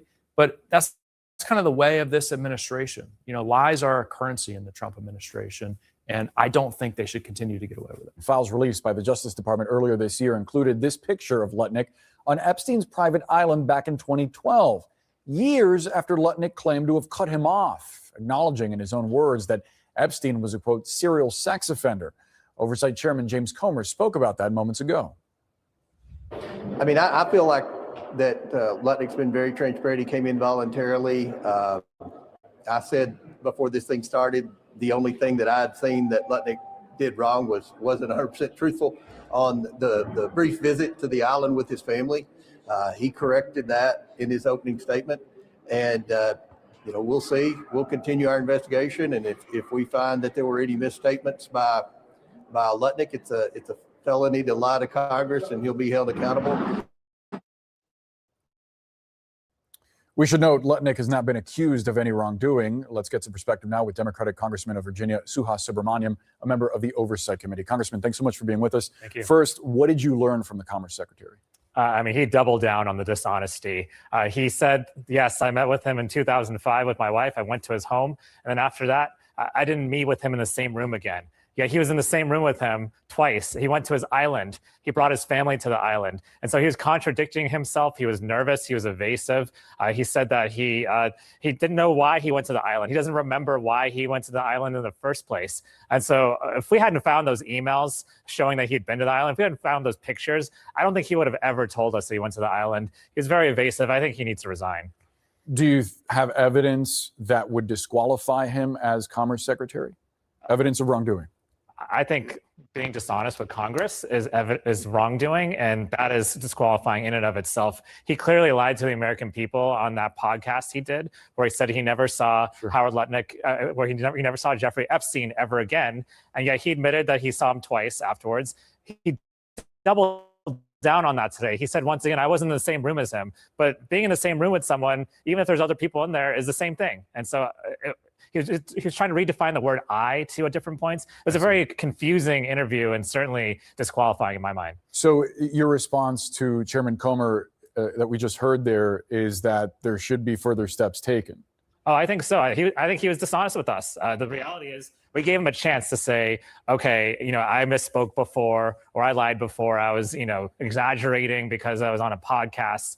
But he didn't say that. Instead, he doubled down saying that what he said was true. He doubled down on saying that he never saw Jeffrey Epstein ever again. But then he admitted he saw him 2 more times. And he even went to the island, and he doesn't remember why he went to the island. Just to be clear, he did not say today in front of Congress that he didn't see Jeffrey Epstein after 2005, right? He said that, yes, I saw him 2 more times, but I was never in the same room with him. I, Howard Lutnick, didn't put myself in the situation to be in the same room with him, which was really confusing, right? Because he was in the same room with him. It's odd because he's on this person's private island. Yes. And we asked him, why did you go to the private island if you thought he was disgusting or gross? And he says he doesn't remember. He doesn't remember why he brought his children and his wife and his friends to the island when he visited the island. You'd mentioned that podcast in which he'd described some of his relations with Epstein. This is from 2025 as a New York Post podcast. And he said that in 2005, Epstein showed him and his wife a massage room in his Manhattan townhouse, also making a suggestive comment to them. Epstein did. Lutnick said to the podcast, quote, that's what his MO was, get a massage, get a massage. And what happened in that room, I assume, was on video. This guy was the greatest blackmailer ever. Blackmail people, that's how he made his money. Lutnick said later in the podcast that he had no knowledge of a trade for these videos, that this is his assumption. I wonder what evidence you may have seen, what Lutnick said about this, but what evidence you may have seen that Epstein profited from having dirt on powerful people. We asked Lutnick about this, why he would say that, and he says he was simply on a podcast speculating. He called everything else in that podcast speculation. And so we asked him, what was the speculation based on? And he said, oh, just based on things that I'd heard. And so we asked whether he still thinks that blackmail was involved with Jeffrey Epstein, blackmailing other people. He said, no, I don't think that anymore. And we said, why? It's because the administration says it's not blackmail anymore. So he's clearly getting talking points from the administration on what to be saying at this point. He was very well coached, I will say. But then when we kept pressing him, that's when he got nervous, he got evasive, and he started trying to redefine the word I. And so it was a very, very confusing interview and dishonest in my mind. So this was not taped. How do you think that impacts how the American people are going to receive this? Because they effectively have to take your word over the word of Chairman Comer, who's saying that he clarified the misstatements in the past and whatnot. How do you think the public is set to receive that? I now understand why Republicans didn't want this taped, because if the president himself had seen this, he would want Howard Lutnick out. He was absolutely, he looked awful. I mean, he just kept spinning himself in circles. He just didn't know what to say at certain points, except that he couldn't remember. And so it was very embarrassing. I understand why now, but the American people deserve the transparency. House Republicans continue to try to get in the way of actually doing a real investigation. This is one example, not taping this investigation. Before we go, Congressman, with a very short amount of time, you're set to hear from former Attorney General Pam Bondi at the end of the month. What do you plan to ask her? Well, first of all, we want that taped. We want that on the record. We want her being sworn in because that's what the subpoena said. But the reality is she has a lot of questions to answer about why there's so many files withheld right now, 2.5 million files, and what her conversations with the president were like to lead to the decision not to release the files in the first place. are new indications that the White House plan to extricate the president from the Jeffrey Epstein controversy might be starting to crack. The Justice Department told a federal judge that the grand jury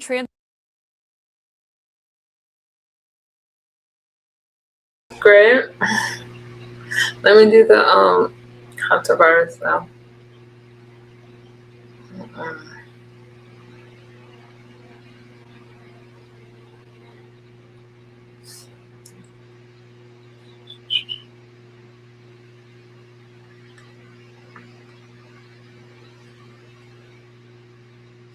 We'll keep. Good morning. I see you, Penelope.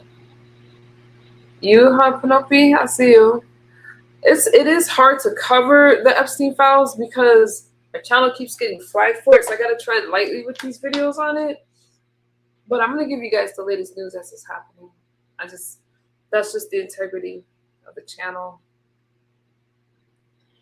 All right, you guys, here we go. This is what you need to know.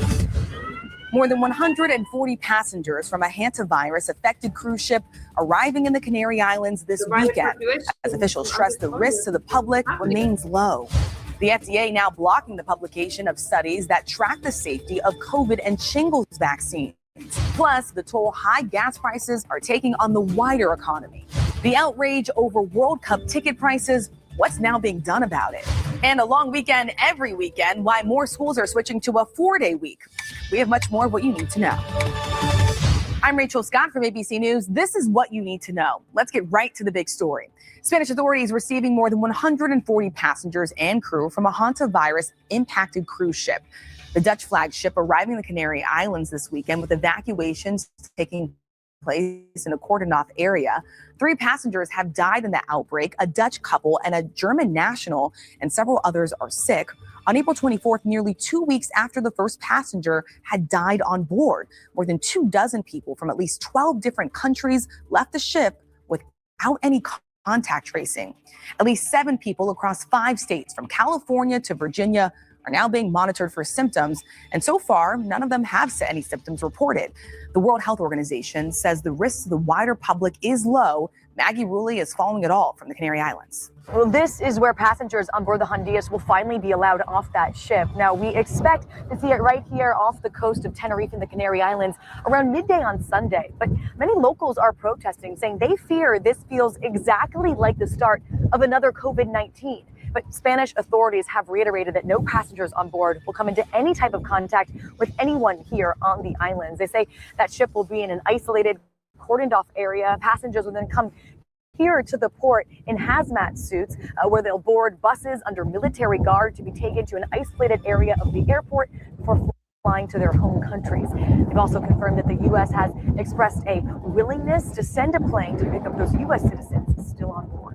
Back here in the U.S., the FDA has withdrawn the publication of studies tracking the safety of COVID-19 and shingles vaccines. The Health and Human Services Department claims the study's authors reached broad conclusions that were not supported by underlying data. But medical experts insist both vaccines are safe and effective. Elizabeth Schulze has more. This is a move that breaks decades of precedent. The Trump administration blocking the publication of research that tracked the safety of vaccines. An official from the Department of Health and Human Services tells ABC News that the FDA did not publish several studies that showed the COVID and shingles vaccines were safe because, quote, the authors drew broad conclusions that were not supported by the underlying data. According to the New York Times, these studies that were funded by millions of taxpayer dollars analyzed millions of patient records and found serious side effects from the shots were rare. The CDC says on its own website that the shingles vaccine is safe and effective. Recent studies have also showed benefits from the shot, like potentially lowering the risk of dementia. COVID vaccines are some of the most studied vaccines in history, and large clinical studies show the health benefits do far exceed potential risks. But Health Secretary Robert F. Kennedy Jr., who's a longtime vaccine skeptic, has limited Americans' access to preventative shots. Under his watch, the government has slashed funding for vaccine research and tried to reduce the immunization schedule for kids. One former CDC official tells us this censorship of taxpayer-funded science is extremely concerning. More companies are sounding the alarm about how those higher fuel costs could force consumers to cut back spending. Whirlpool reports demand for major appliances is down as higher fuel costs drag down consumers' confidence in the economy. The company says it will raise prices again this summer to try to boost its bottom line. And Kraft Heinz, which sells everything from mac and cheese to cream cheese, says consumers are literally running out of money at the end of the month. We're seeing negative cash flows in the lower income brackets where they're dipping into their savings. Senate Republicans are trying to secure $1 billion in funding for President Trump's White House ballroom, saying the money is needed for security enhancements. They're attaching the allocation to an unrelated $70 billion immigration enforcement package, even though President Trump had promised the ballroom would be paid for entirely by private donations. GOP Senator Chuck Grassley claims the enhancements will ensure that all future presidents are protected, but Democratic leader Chuck Schumer said Republicans decided they need more raids in a Trump ballroom while families are drowning in their own bills. Fans across the U.S. are pushing back against the skyrocketing costs of World Cup tickets, and now lawmakers want answers. With just over a month to go until the tournament kicks off, the cheapest ticket for the U.S. match against Paraguay in Los Angeles is now around $1,000. Now, 2 members of Congress are demanding FIFA explain its use of dynamic pricing when businesses adjust prices in real time based on market demand. FIFA argues it does not set prices, demand does.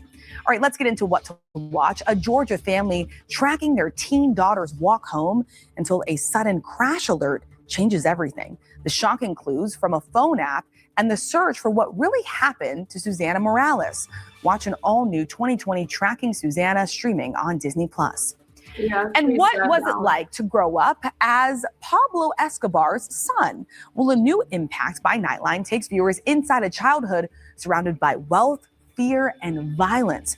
Escobar's son opens up about living in the shadow of one of history's most infamous drug lords. Watch Raised by Killers, Growing Up Escobar on Disney+.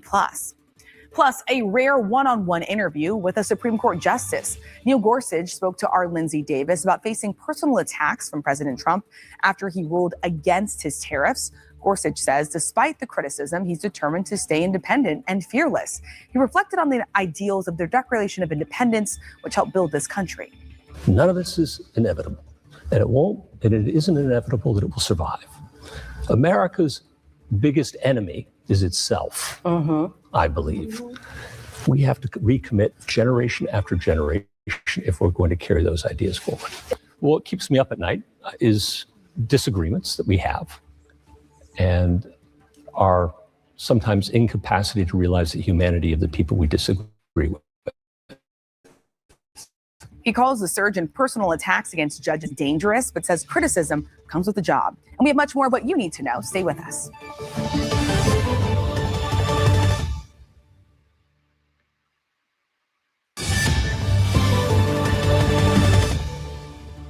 Now to Take 3, the stories that you'll be talking about this weekend. At number 3, a major change is coming to a high school in Arizona next year. The school in Tucson will move to a 4-day school week, running Monday through Thursday with longer school days until 4:10 p.m. The school will be open on Fridays for tutoring and guidance counseling. District officials say the goal is to give students and staff more flexibility. At number 2, a rabid beaver in New Jersey attacked a family and their dog. Take a look at this. Video shows the family at Lake Henry and Mawa fighting it off. The township health department says the animal had contact with several people at the lake. They later tested positive for rabies, including an 8-year-old who was bitten in the leg. Officials urge anyone who had contact with the beaver to alert the health department immediately. At number 1, Apple is reportedly in the final stages of creating new AirPods with built-in cameras. Bloomberg reports the cameras won't take photos or video, but will feed information to Siri, Apple's AI digital assistant.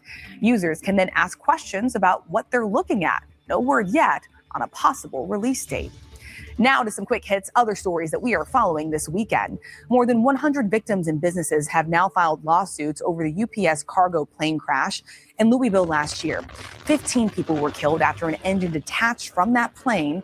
The civil lawsuits claim UPS, Boeing, and others allowed the plane to fly in an unsafe condition, crashing into a recycling facility. UPS and Boeing not commenting on those lawsuits, but they expressed support for those impacted. President Trump may soon be flying on a new Air Force One, a gift from the royal family of Qatar. A U.S. official says the $400 million 747 will be delivered on July 4th. The Air Force says security modifications are complete and the jet is being painted. The Trump administration has insisted the gift was legal because the plane was being donated to the Department of Defense, not to him personally, and Qatar received nothing in return. And there will be no Triple Crown winner this year. That's because Kentucky Derby's winner, Golden Tempo, will not be running in the Preakness. His trainer says he needs more rest. And one more thing before you go, Chipotle has a new message for customers. Ask and you shall receive. The company CEO says anyone who wants more food, whether it's rice, beans, or toppings, just has to ask for it. He promises the staff will never say no. They've been accused of reducing portion sizes. The company says there's been no change. I've tested that one out. And that's what you need to know. For breaking news and live updates throughout the day, check out ABC News, streaming on Disney+. New episodes daily on Disney+. Okay. Tonight on ABC. That's kind of funny about Chipotle because we had that same problem when we went to Chipotle. It felt like they were being a little skimpy with the portions. What's good, Pink Pal? Good morning. You guys, let's do some highlights real quick.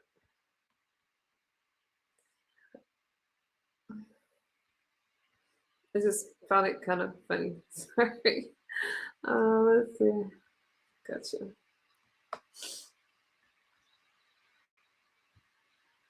Where are you? How you doing, Pink Pal? I see you, friend. Okay. Fox News alert. We just hit 2 Iranian tankers in the Strait. U.S. Central Command releasing this video of F-18 Super Hornets blasting 2 Persian blockade runners. The Sea Star 3 and Sevda were sneaking into an Iranian port when they were ordered to turn around. The ships were non-compliant, and then they got sprayed with 22-millimeter machine gun fire right into their smokestacks. The Super Hornets were deployed from our carrier, the USS H.W. Bush. CENTCOM says the 2 ships were disabled on the spot and had to abandon mission. The ships are massive, but they had no crude on board. They were empty and desperate because Iran's onshore storage is nearly at max capacity. More on that later. This is now the 3rd Iranian tanker that we've love-tapped this week. On Wednesday, Super Hornets from the USS Lincoln fired several rounds from a 20-millimeter cannon gun into another Iranian tanker's rudder. It was actually the first time an American fighter jet shot at a cargo ship, ever. CENTCOM says multiple commercial vessels have been disabled and more than 50 have been redirected by CENTCOM forces to ensure compliance. The Strait's seen a lot of action in the last 48 hours. Yesterday, the Iranians fired at our guided missile destroyers, and that was a bad decision. The point is, if there's not much seizing in the firing, because we've Well, you seen should some ask that of the attacks. Iranians. Don't ask me. We didn't fire. They fired on us. My point is, if you fire at a U.S. Navy ship, what are we supposed to do? Say, oh, there's a ceasefire. We're not going to shoot down your drone. That's a stupid question. That's a stupid position to take. Of course we fired back at them. They were shooting at us. That's what I would expect to do. Only stupid countries don't shoot back when you're shot at, and we're not a stupid country. The president says if the Iranians think that's bad, then get ready. Is the ceasefire with Iran still on? Yeah, it is. It's they trifled with us today. We blew them away. They trifled. I call that a trifle. I'll let you know when there's no ceasefire. You won't have to know. If there's no ceasefire, you're not going to have to know. You're just going to have to look at one big glow coming out of Iran. And they better sign their agreement fast. The Iranians are talking a lot of smack. Their foreign minister says this, quote, every time a diplomatic solution is on the table, the U.S. opts for a reckless military adventure. Whatever the cause's outcome is the same, Iranians never bow to pressure. Sending 18-year-olds on Boston whalers at American missile-guided destroyer, that's a reckless military adventure. We only fire when fired upon. And today, the Iranians lobbed more missiles and drones at the UAE. Rubio says someone's going to have to teach these guys a lesson, or the whole world will turn into pirates. Iran now claims that they have a right to control an international waterway. They claim that they have a right to control it. What is the world going to do about that? Is the world going to accept that Iran now controls an international waterway? Because if the world is prepared to accept that, then be ready, because there's like 10 other countries that are going to start doing the same thing in their international waterways, or in international waterways near their countries. That's an unacceptable thing that they're trying to normalize. The president's wall of steel's working. The blockades already turned around 57 commercial ships. Here's the USS Truxtun, USS Rafael Peralta, and USS Mason operating in the Arabian Sea, just a day after they sank a Mosquito Fleet six-pack. CENTCOM says 70 Iranian tankers are trapped, with over 160 million barrels of oil on board. That's $13 billion of oil just rocking on the docks. They're filled to the brim and can't squeak out of the embargo. And now the New York Times, they're reporting that the Iranians are dumping millions of barrels of crude into the Gulf. Satellite images show a massive oil slick spreading into the water off Karg Island. That doesn't look too good. Primetime reached out to Al Gore for comment. Haven't heard back. We haven't heard anything from any Democrat condemning Iranian economic or environmental terrorism. Another thing we're waiting on, the mullahs. We should know something today. I mean, we're expecting a response from them. We'll see what the response entails. And the hope is it's something that it can put us into a serious process of negotiation. We can get it at any moment tonight, but can we trust it? The hardliners want war because they don't know if they can survive another round of protests. And no one's seen or heard from the gay Ayatollah.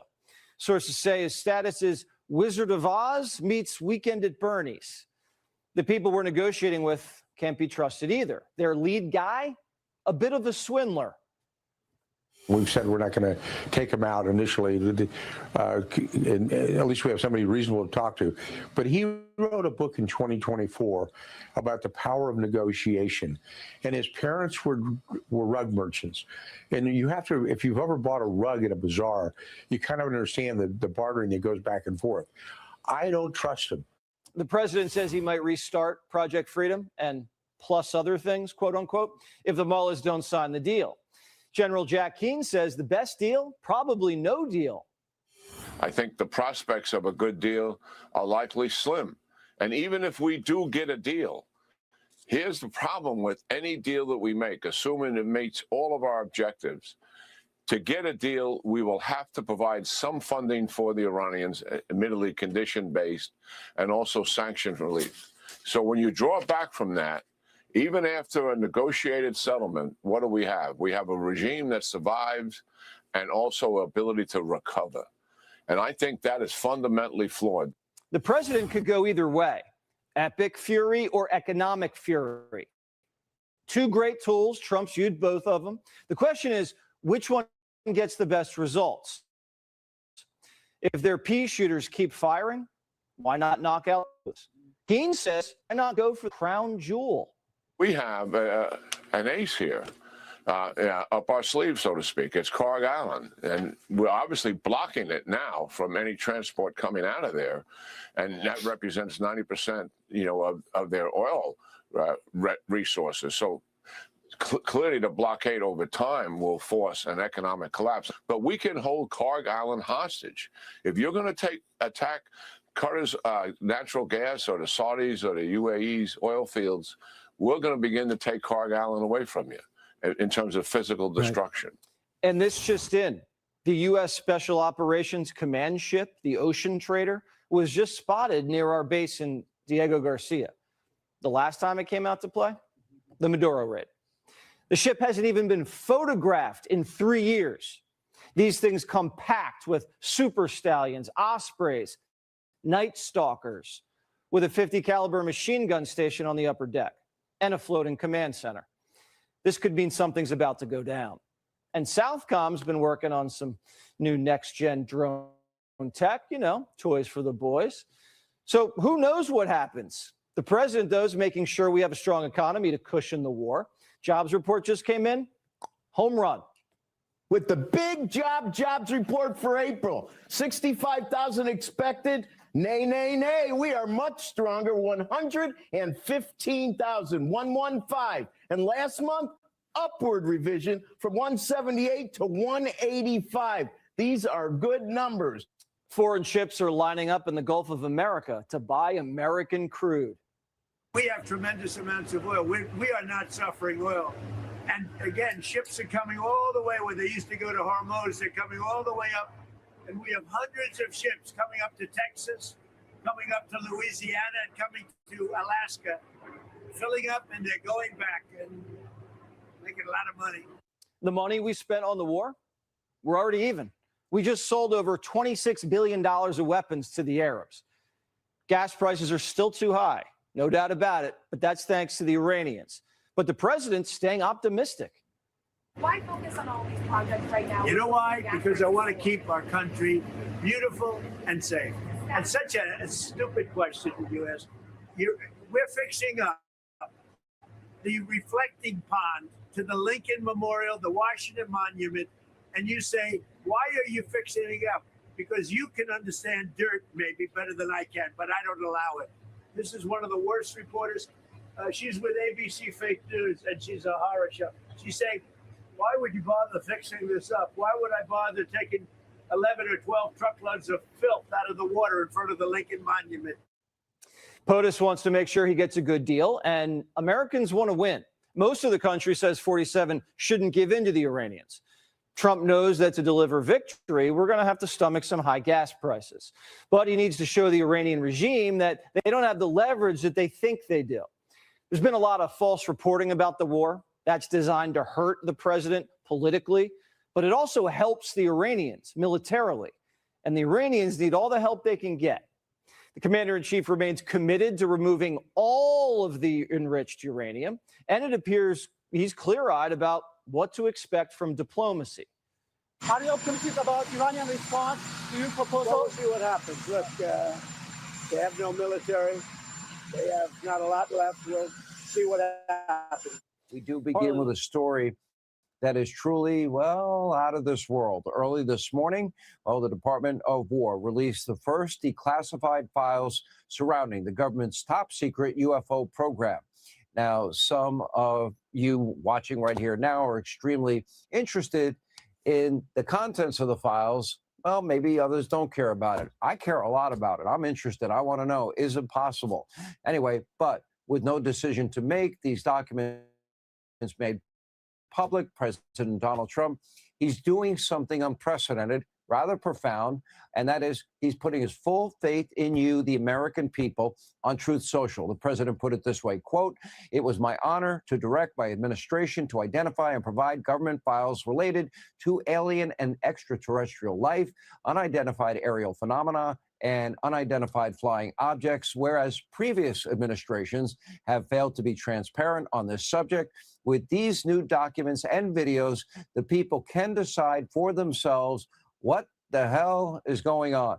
Have fun, enjoy." In other words, it's not the government's job to, be gatekeepers of mysteries. And now it'll be up to you to decode, decide what you believe, what you choose to believe. Now, we're going to have full analysis coming up with a UAP whistleblower. His name is Lou Elizondo and Congressman Burchett. But first, here is just a sample of what was released to the public for the very first time. Take a look at your screen. One of the most compelling videos shot in 2013 by an infrared sensor aboard a U.S. military platform. Now, if you look there, it shows a star-like object with 8 points maneuvering across the sky in ways that seem to defy the laws of physics. Pretty interesting to watch. In 2023, a UAP, or unidentified aerial phenomenon, was spotted by another U.S. military infrared sensor. And yet again, in 2024, another infrared sensor aboard a U.S. military platform captured a bright orb flying near dozens of wind turbines. So look at it right there on your screen. Video after video after video showing objects in the sky that the U.S. government is unable to identify. And that's not all. The newly released files also feature firsthand accounts, including multiple 2023 eyewitness depictions of a metallic object hovering over a field before instantly disappearing. Also accounts from pilots. But to me, perhaps the most compelling are the statements from our own American astronauts, people that landed on the moon. Both crews on Apollo 12, Apollo 17, they captured images. The conversations were fascinating. They included that in the files, but they saw mysterious lights hovering close to the moon. The crew on Apollo 17 even reported seeing, quote, strange bright sparks in space that looked like the 4th of July and fireworks. Now, remember, this was during the 60s and 70s.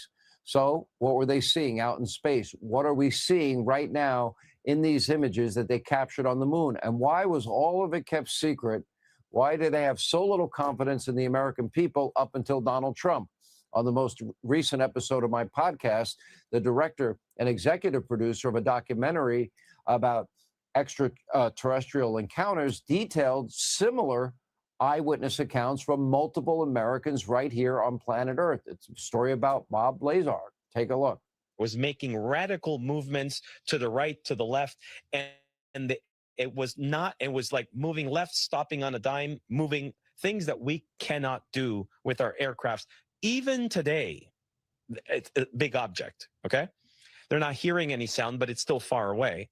And he says at a certain point, it's getting closer and closer and closer to them, and it's getting brighter. But he said it wasn't moving in a linear fashion.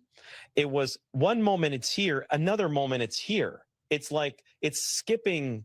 It's almost like skipping in and out of visual. It's coming towards you, but you're not seeing the whole line. You know what I mean? The whole trajectory. And he says it was very close to them. It was very bright. And he said it was as clear as day. It was a disc. It was lit. He says a yellowish orange light. It was like the whole skin of the craft is lit. It was getting very bright.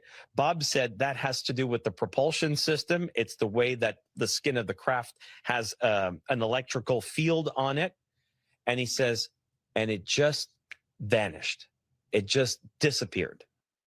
If you haven't seen S4, the Bob Lazar story, I mean, he's been saying this for decades. Now, my next guest has viewed some of the most top secret material related to government, the UAP program, most of which has still not been released. Thank you so much. Thank you. Stop it. Oh, if you must. Okay. Two things define a politician: the messaging and the package. And Trump's success is that they were one and the same. Before him, politicians sounded like they were built in a lab, often with expired parts. But Trump broke that. When you heard him, you knew what he was about. There's no camouflage. He's not a Trojan horse or a Trojan ass. Dems are different. The message in the package must be different because the message is so bad, it needs a costume. It's like covering dog medicine with peanut butter. Fun fact, Joy Behar does the same thing with her tits. But Biden was elected thanks to a deceptive package, the old white statesman. But once he got in office, the actual message revealed itself. Open borders, DEI mandates, trans, crime, not to mention free room and board for the mentally challenged. Dems are doing it again. Trojan horses applying a thick sheen of shallow rhetoric to cover up ruinous policies. And when you are just a package, you dismiss the present misery by simply saying, we didn't go far enough. Crime up? Well, then parole killers who are on death row. People fleeing your state? Well, raise taxes even more. Suffer from erectile dysfunction? Picture Rosie O'Donnell naked. After every failed prophecy, they just demand you have more faith. Hence the false prophets, like Gavin Newsom. He's the charming, glossy package that guided California to disaster. Never has a package been more different than the substance inside. But thanks to the press, the suspicious packaging rarely has to answer for its awful contents. Because if Democrats ever had to plainly state what they believed, nobody would buy it. I mean, could Gavin say illegals take priority over citizens? Activists have more rights than you. Women can have penises and men can have periods. The room would clear out faster than an elevator after Todd Pyro gets in. Which is why Dems need shiny packages. Enter New York's mayor. Talk about fresh and new. But underneath the gloss are ideas as old and crusty as the boogers in Geraldo's mustache. And deadly, too. Socialism has killed more dreams than Freddy Krueger. I mean, I give Bernie Sanders some credit. At least he has the honesty to look like a socialist. True, he's a multimillionaire with 3 homes, but he looks like he just escaped a gulag. So what's left for the Dems after all the real people have gone? All that remains are the people who could go nowhere else. The vessels, the ones willing to carry around the most noxious ideas, like Graham Plattner, who described himself as an Antifa super soldier, who champions political violence and hates the Jews. Well, maybe he undermines my theory, since his own public statements mirror the current themes of modern progressivism, which might explain why they're able to accept his Nazi tattoo. All right. Here he is.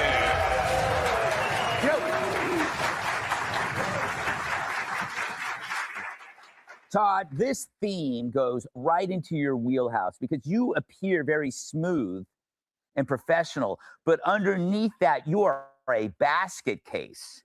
And a moron. Well, I wouldn't go that far. You're smart, but you're troubled.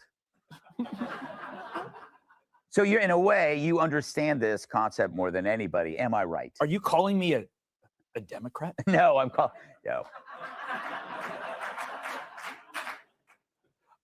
In response to your question, no, I am not troubled.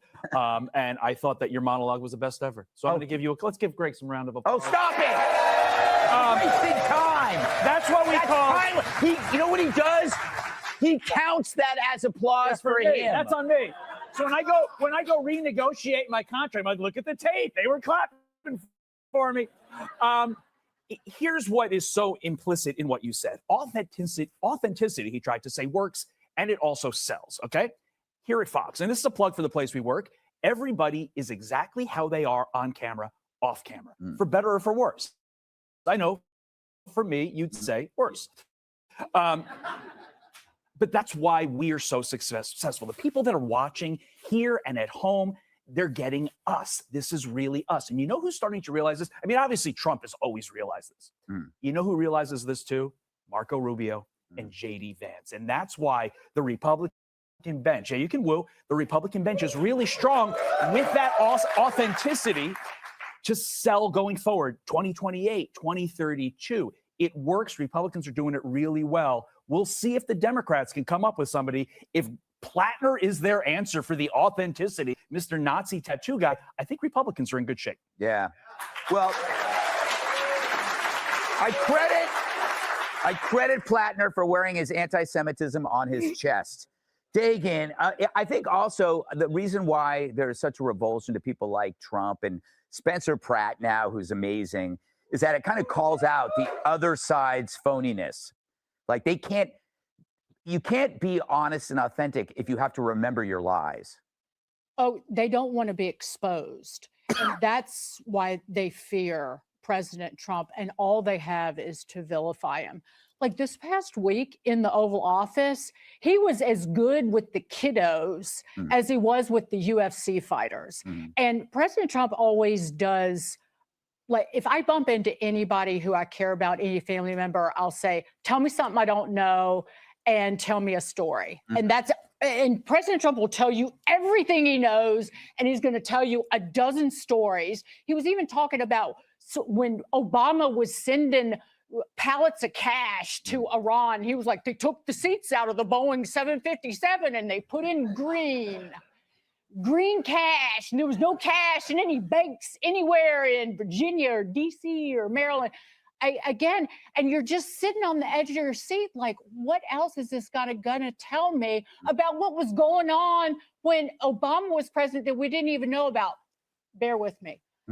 The reason that I've always hated every politician before him is because they were magnolia mouths. That is the person, the lady or man who will lie to your face and flatter you in public just for their own attention. Come up to you at the food dog and go, "Oh my God, you look so great." And you're wearing a brown sweatshirt with a weeping sty on your eye, and you look like you work for UPS. And you're like, "Oh my God, are you cooking dinner for your family? You're the best cook." And you've got like expired discounted potato salad in your arms. And while you're standing in line, she's out in the parking lot with her jugs hanging in the driver's side window trying to steal your husband. This sounds really specific. Because that's what politicians do. They'll never be satisfied until they take what is yours. That was a great story. Professor! All right. So I'm talking about the Democrats, the difference between their message and their package. Where do you see this most? Because they often talk about their compassion and their empathy, and then you see what happens. The idea of substance versus style is something that advertisers know very well. Yeah. If I'm trying to sell you a product that requires you to focus on your cognition, here are the 7 reasons why you should buy my mutual fund. But if I'm trying to sell you a hedonic product, perfume, I'm not going to tell you this is what Harvard physiologists think about the olfaction. I will show you a beautiful girl on a horse and with a French name, Mystère, right? I'm trying to invoke your affective system. The problem with Democrats is that they judge their politicians strictly based on their affective system. So Barack Obama is tall, he's got a mellifluous voice, he's got a radiant smile. Even though everything that he says is platitudinous BS, he looks good. On the other hand, Donald Trump might say things that we all agree with, but the style that he delivers it with is cantankerous, it's vulgar, therefore we must hate him. You have to invoke the right system and the right occasion. I feel. Jim, I felt like I just experienced a short podcast. 4 IQ points just delivered into my brain. Jim, do you have something as intellectual as that, or will you make some kind of sick joke? I certainly do, Greg, and I appreciate you saying what I wrote for you.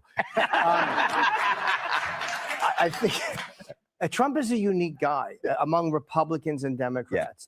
He came in and he just, with a machete, he attacked and he said whatever he wanted to say. So any of them who are trying to do it, and I don't care what side they're on, they're playing catch up to what he did very naturally. Right. So I don't think it's even a party thing. I think he's a really unique guy who kind of came in because he's an outsider. Even though he knew all of them, he's an outsider in that world. He's not one of them. Right. And I think that they were terrified of him, and that's why they hate him, because anything that they would kind of do to neutralize each other in debates, none of it works with him. None of it shuts him down. None of it frightens him. None of it causes him to be cowed and apologetic. So I think none of them knew how to handle him. So they either hate his guts or they try to be like him. Yeah, and you can't be like him. Well, Pratt's doing a good job, I got to say. Spencer Pratt. This guy got that thing. It's called The Truth. Be sure to like and subscribe for all the Fox News latest on YouTube and catch full shows streaming now on Fox One.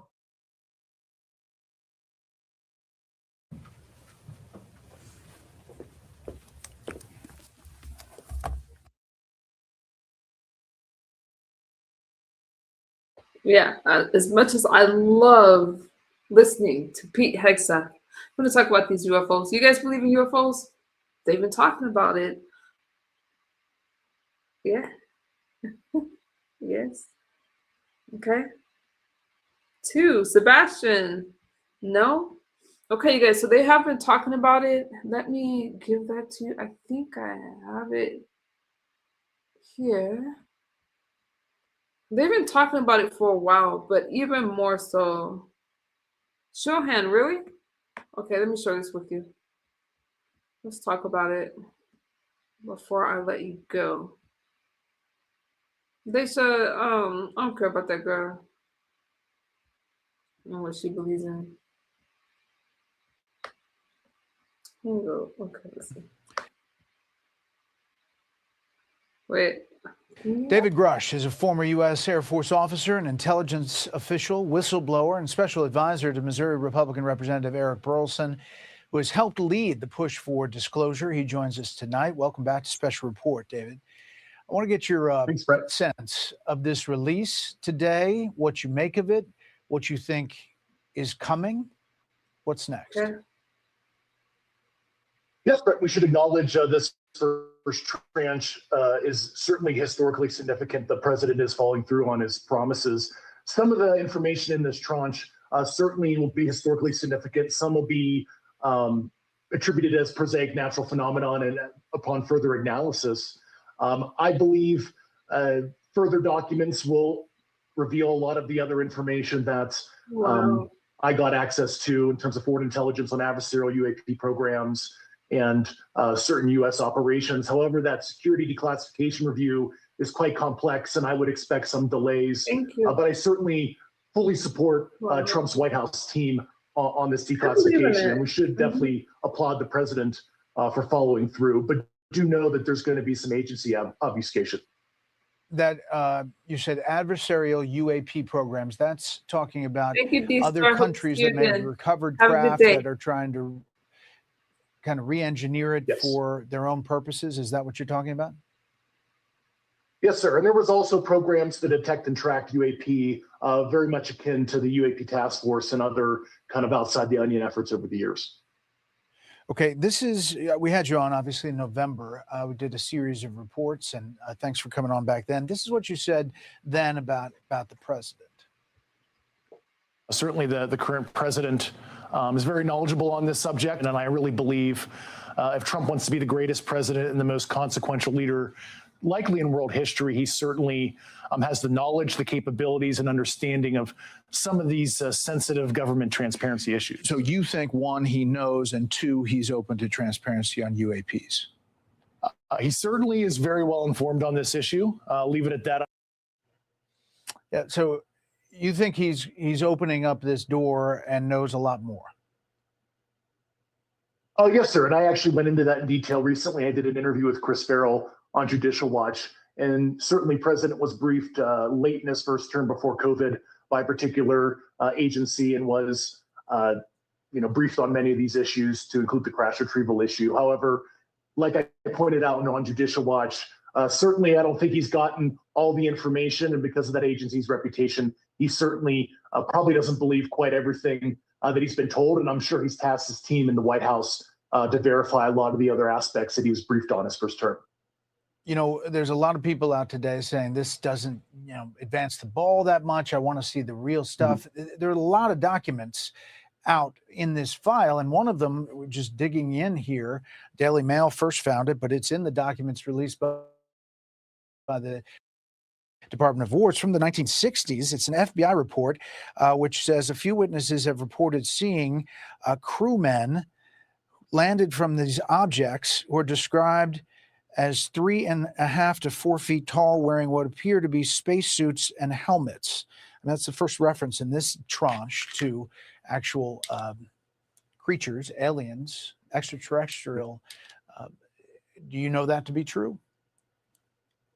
That is true. And certainly the U.S. government has recovered those biological materials, something I've testified to. And because of that, a lot of other cabinet agencies, to include, believe it or not, HHS, under RFK's leadership, will actually have to deal with some of the document triage that has resulted from some of these programs. So what you're saying is we are on the cusp of getting a lot more details that deal with actual alien beings, however you're going to describe them.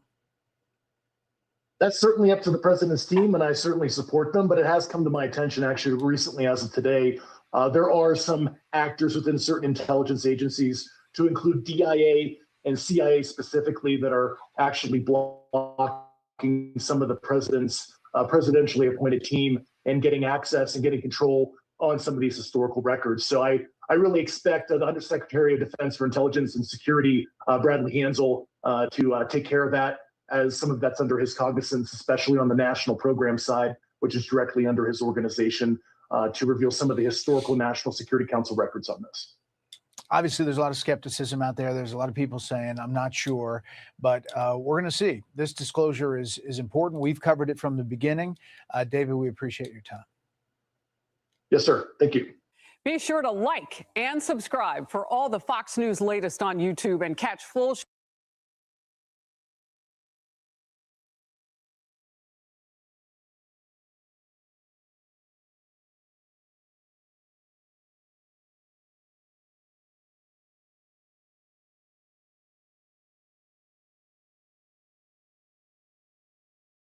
You guys, we already spoke about Epstein. Try to keep up. We just spoke about it. I'm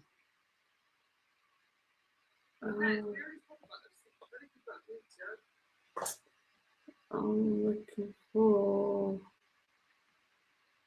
I'm sorry. I know you guys couldn't hear me. My brain is just getting a little tired, but who's there?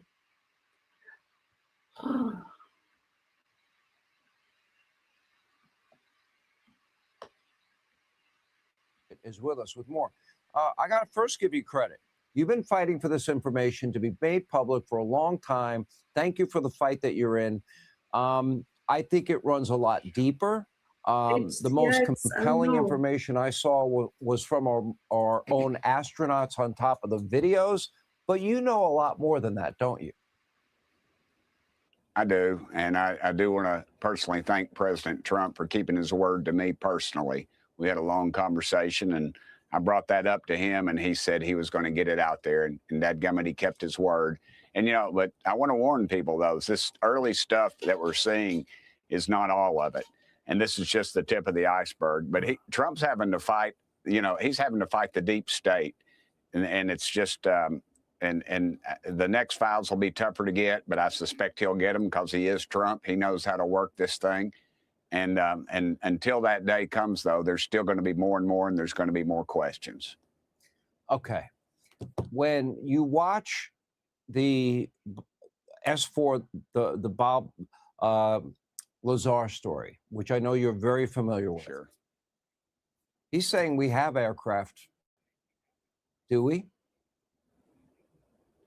I think we do, but I don't think they're quite in our hands. I think what they've done is handed out to some of our defense contractors or some private entities, because that way they're not FOIA-able, Freedom of Information Act. Say we handed something off to Ford Motor Company. We haven't, I don't think. But if we had, me as a congressman could not FOIA that from Ford, but I could if it was the FBI, if we really trusted them to give us the right information, which I don't always. But I think that's what they've done with it. And they've compartmentalized this stuff so much, Sean, that it's very difficult. You'll have somebody within one department tell you that it does not exist. We don't, a little guy with the man bun in the Biden administration telling me we don't have data points on this. And then, the next week, I'm getting briefed by somebody in the same alphabet agency that's telling me that, in fact, they do exist. And here's the footage of what we're seeing, and we don't know what they are. Well, and why in the world would these pilots go ahead? I'm sorry.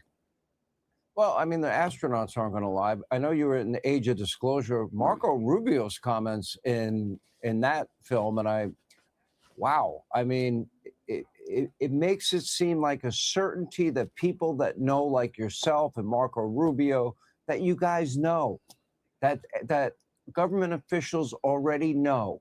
So hopefully this is the beginning of many disclosures. I mean, I'm sure you've watched the age of disclosure. Yeah, I'm in it a little bit. You're in it. I Oh. saw it. Yeah, and thank God for people like Lou Elizondo and so many other real patriots, because Lou was sort of like Bob Lazar. He didn't. They came out and said, oh, he didn't do that, and they tried to discredit him. And Lazar, they even said he didn't work for him, and he produced a dadgum check stub to show that he did work for him. And so it's the same program. There's arrogance, there's power, there's control. They think they know what we can handle, and it's not their business to know that. And President Trump hit that nail right on the dadgum head. We really appreciate your hard work, and I think the American people can handle whatever it is, and I think there is a lot more. Congressman Burchett, you're doing a great job. All right, thanks for. We can handle it, and it's about time they tell us some of these things that we see. is real.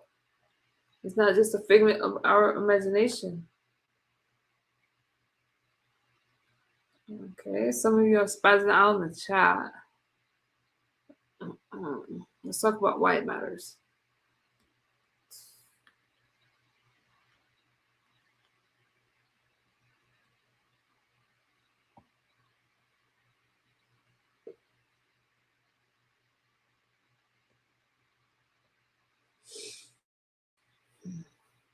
Whistleblower and the former director of the Advanced Aerospace Threat Identification Program, Lou Elizondo. You know, Lou, I'm very familiar with you.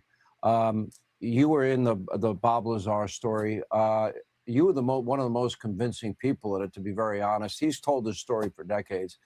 Okay, what do we know? What do we really know? Yeah, well, what we know is that there's still a lot more we need to learn. The bottom line is that this is really, I believe, a historic moment, Sean, for several reasons.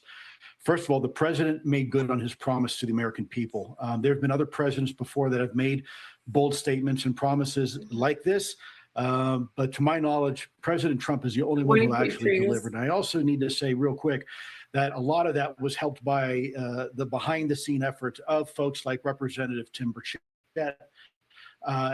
Representative Eric Burleson, and Representative Luna. They have done incredible work continuing to put pressure on the system. So it's really been a group effort. And you're absolutely right. Look, if you read the statement that came out of the Department of War, I believe it was either this morning or last night, they said there are literally tens of millions, think about that, tens of millions of these documents that have yet to see the light of day, right? So there is a plethora of information. And I know that to be true because I personally had access to them when I was at the Pentagon. So it's wonderful to see that 9 years later that the American people are finally getting just a small taste of what we already knew to be true. Well, I watched, I meant Age of Disclosure. You're all over that documentary. I watched it twice. And you were, to me, one of the most convincing people. But, like, for example, the congressman that we just heard from, Congressman Burchett or Marco Rubio, they're in the same, you know, movie, documentary, whatever you want to call it, that you were in. And you are with great passion describing all of these things. And, you know, the congressman saying this is the tip of the iceberg. I felt that Secretary. I think you're right. And I've had conversations with officials, both in the executive branch, legislative branch, and privately. And they've admitted to me, several of them actually had their own UAP encounter. So some of these folks, you don't have to prove anything to. They've already seen it for themselves, while others have received top secret briefings from intelligence officials, like some of my old offices and some of my old colleagues. We're dealing with a very real issue. And I'll tell you something very compelling that I haven't heard anybody talk about yet, but you showed a picture from the surface of the moon that was recently released as part of this tranche of information that's just been released by the government. And these images on the moon were taken in 1969 during the Apollo 11 mission. Now think about this for a minute. We did not have satellites orbiting the moon back in 1969. And yet here are pictures, photographs by NASA from astronauts of things that are right outside of the lunar orbit. And you can see them right there. Perfect example right there. And there's another photograph that I think has about 6 or 7 of these objects all in the same photograph. So this is something we've known a long time that existed. It is a national security issue. These things can outperform anything that we have in our inventory.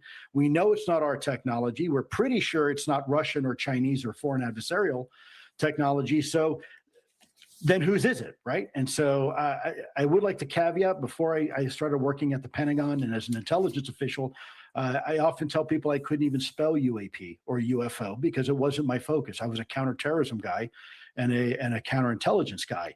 But once you start seeing the files, in this case, seeing is believing. You have the telemetry data, you have the FLIR footage, you have infrared, you've got multiple sensors, very sophisticated sensors, all looking at the same thing at the same time under the same circumstances. And they're all telling you the same thing, that this is a real object, and whatever it is, it's not ours. The power source is fascinating to me. The maneuvering is fascinating to me.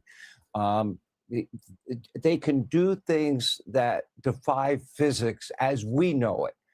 So your best, based on all of your years, all of your knowledge, all of the intel, what you know that most Americans don't know, where do you think this ultimately takes us? Wow, great question, Sean. Well, I still have a security clearance, and I still maintain my security oath to the United States. So I won't reveal anything classified or that I've been told is classified. They do that to But shut what I you will up, it sounds like. Well, that's one way, but also I've been threatened to in the past, as some of my colleagues have been. But that's neither here nor there. I think we are on the precipice of having a very serious conversation amongst ourselves as citizens, as world government. Religions now are taking note of this conversation. You have world leaders now that are coming out. In fact, there was recently a bilateral information sharing agreement requested by none other than the country of Japan to do nothing more than share UAP information with the American government. Apparently, they have such a high number of incidents involving UAP that they want to work with the Americans to try to figure this out. And Japan's not the only one. There's dozens and dozens of other countries that are dealing with this issue. And if you look at this from a national security perspective, Sean, just give me one moment, please, to digress. Let's just say this is Russian or Chinese technology. And oh, by the way, we have been tracking this since the late 1940s, right? This is right on the heels of the atomic bomb. Now, what country in 1948, 1949, 1950 had the ability to perform maneuvers well beyond anything that we can perform, fly at hypersonic speeds, fly in low Earth atmosphere, and even underwater? If this was some sort of foreign country that has managed to pull this off, and despite our 16 intelligence agencies being engaged for decades, this would be the greatest intelligence failure that this country has ever faced, eclipsing that of even 9/11, because somehow, somewhere, some government has been able to keep this secret and do this for decades. And by the way, fly in our controlled U.S. airspace, and there's not really a darn thing we can do about it. You know, as a Christian, I can tell you this, the Bible tells us that God created the heavens and the earth, and we do know science has taken us to an understanding that there are universes within universes within universes.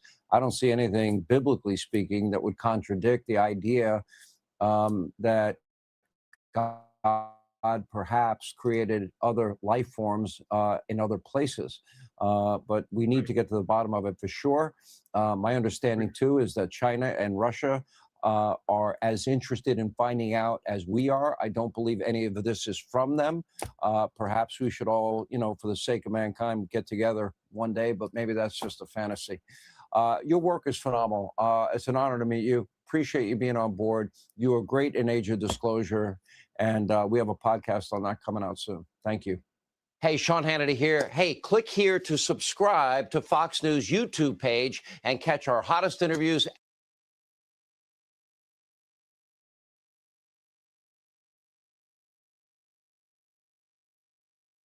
What do you think? Who cares what God says about UFOs? What do you guys? You are a tough crowd to please. All right, guys. I don't have you convinced that UFOs are real.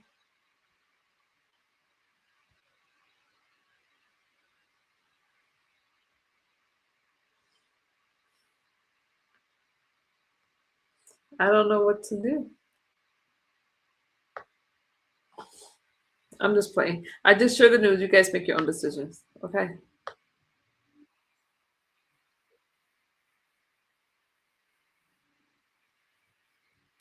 The government's lied to us for decades about pretty much everything.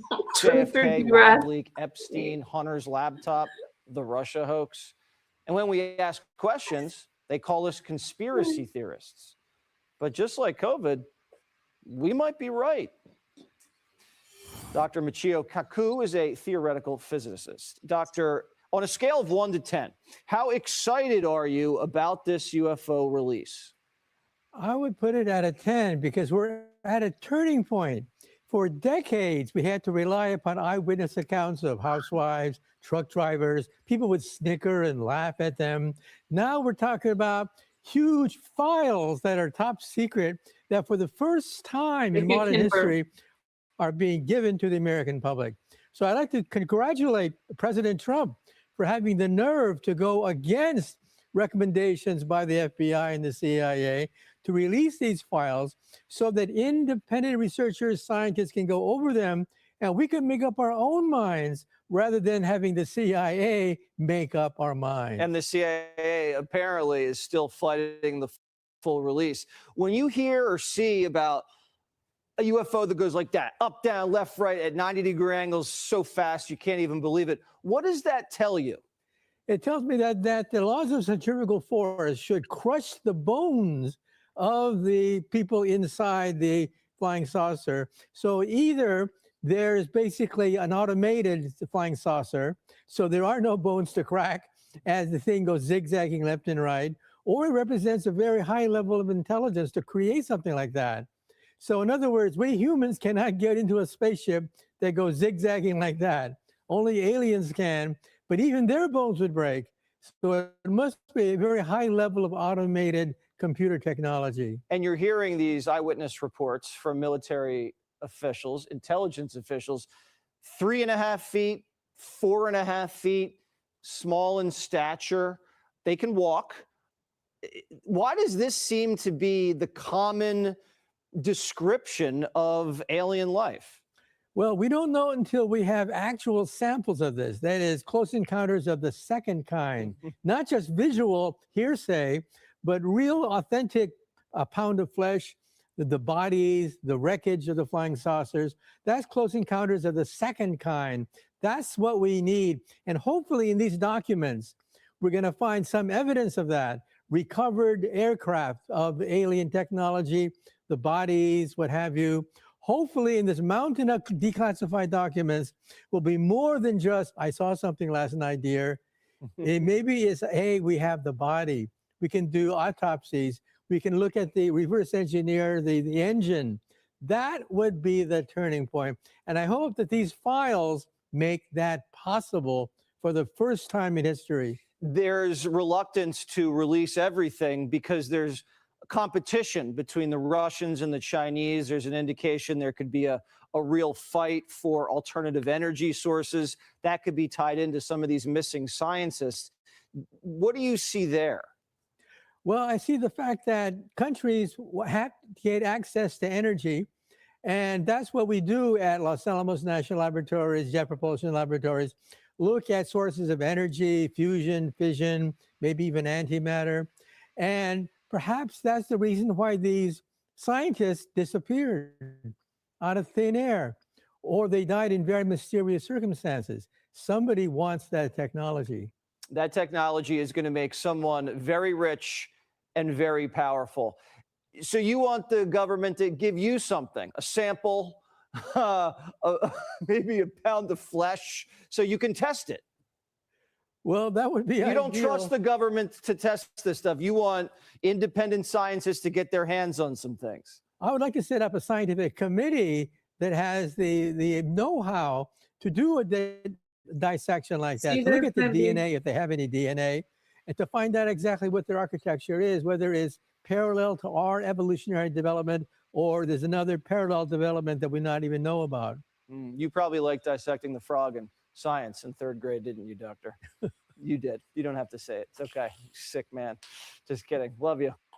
Be sure to like and subscribe for all the Fox News latest on YouTube and catch full shows streaming now on Fox One.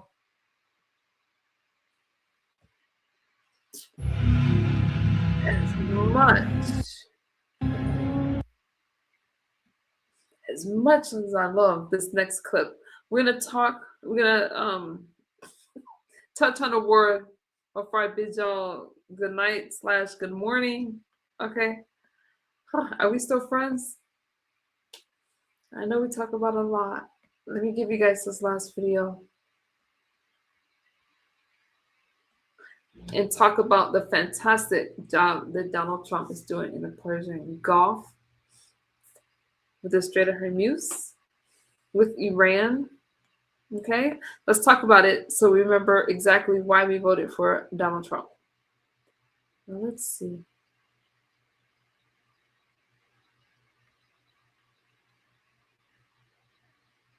Timber. All right, you guys. Here we go.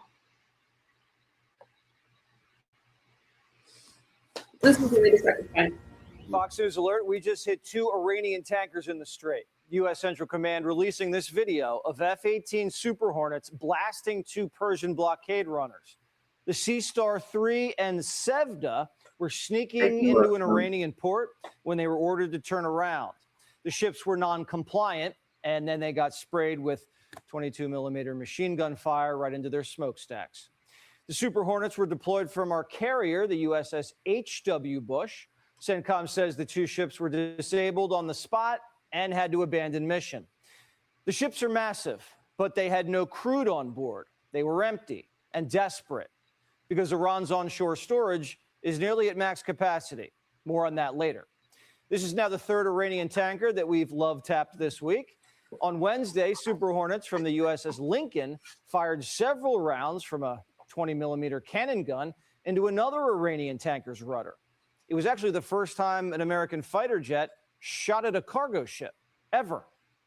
CENTCOM says multiple commercial vessels have been disabled and more than 50 have been redirected by CENTCOM forces to ensure compliance. The Strait's seen a lot of action in the last 48 hours. Yesterday, the Iranians fired at our guided missile destroyers, and that was a bad decision. The point is, if there's not much seizing in the firing, because we've well, you seen should some ask that of the attacks. Iranians. Don't ask me. We didn't fire. They fired on us. My point is, if you fire at a U.S. Navy ship, what are we supposed to do? Say, oh, there's a ceasefire. We're not going to shoot down your drone. That's a stupid question. That's a stupid position to take. Of course we fired back at them. They were shooting at us. That's what I would expect to do. Only stupid countries don't shoot back when you're shot at, and we're not a stupid country. The president says if the Iranians think that's bad, then get ready. Is the ceasefire with Iran still on? Yeah, it is. It's they trifled with us today.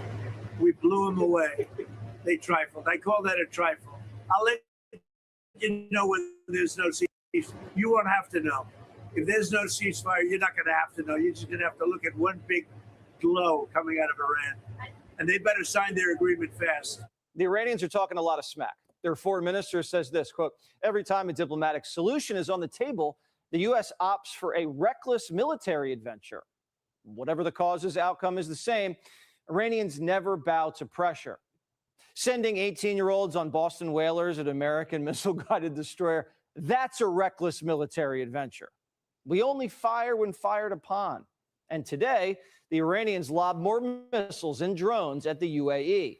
Rubio says someone's going to have to teach these guys a lesson, or the whole world will turn into pirates. Iran now claims that they have a right to control an international waterway. They claim that they have a right to control it. What is the world going to do about that? Is the world going to accept that Iran now controls an international waterway? Because if the world is prepared to accept that, then be ready, because there's like 10 other countries that are going to start doing the same thing in their international waterways, or in international waterways near their countries. That's an unacceptable thing that they're trying to normalize. The president's wall of steel's working. The blockades already turned around 57 commercial ships. Here's the USS Truxtun, USS Rafael Peralta, and USS Mason operating in the Arabian Sea, just a day after they sank a Mosquito Fleet six-pack. CENTCOM says 70 Iranian tankers are trapped with over 160 million barrels of oil on board. That's $13 billion of oil just rocking on the docks. They're filled to the brim and can't squeak out of the embargo. And now the New York Times, they're reporting that the Iranians are dumping millions of barrels of crude into the Gulf. Satellite images show a massive oil slick spreading into the water off Karg Island. That doesn't look too good. Primetime reached out to Al Gore for comment. Haven't heard back. We haven't heard anything from any Democrat condemning Iranian economic or environmental terrorism. Another thing we're waiting on, the mullahs. We should know something today. I mean, we're expecting a response from them. We'll see what the response entails. The hope is it's something that it can put us into a serious process of negotiation. We can get it at any moment tonight, but can we trust it? The hardliners want war because they don't know if they can survive another round of protests. And no one's seen or heard from the gay Ayatollah. Sources say his status is Wizard of Oz meets Weekend at Bernie's. The people we're negotiating with can't be trusted either. Their lead guy, a bit of a swindler. We've said we're not going to take him out initially. At least we have somebody reasonable to talk to. But he wrote a book in 2024 about the power of negotiation. And his parents were rug merchants.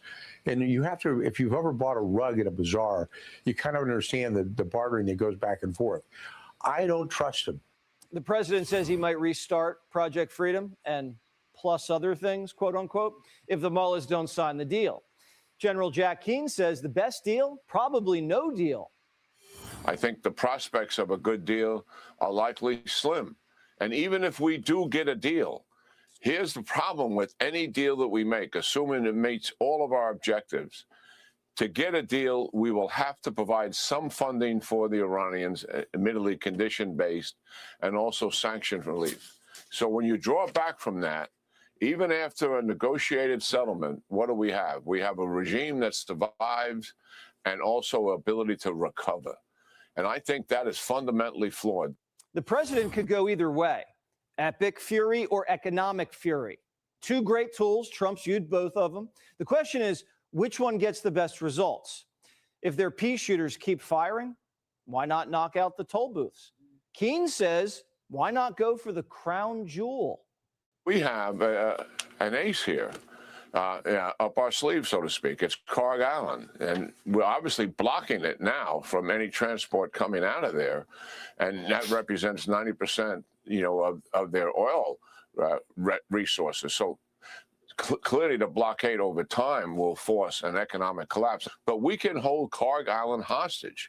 If you're going to attack Qatar's natural gas or the Saudis or the UAE's oil fields, we're going to begin to take Carg Island away from you in terms of physical destruction. Right. And this just in. The U.S. Special Operations Command ship, the Ocean Trader, was just spotted near our base in Diego Garcia. The last time it came out to play, the Maduro raid. The ship hasn't even been photographed in 3 years. These things come packed with super stallions, ospreys, night stalkers, with a 50 caliber machine gun station on the upper deck and a floating command center. This could mean something's about to go down.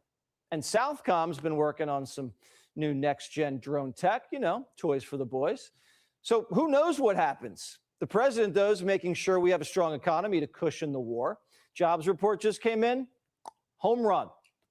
With the big jobs report for April, 65,000 expected. Nay, nay, nay. We are much stronger. 115,000, 115. And last month, upward revision from 178 to 185. These are good numbers.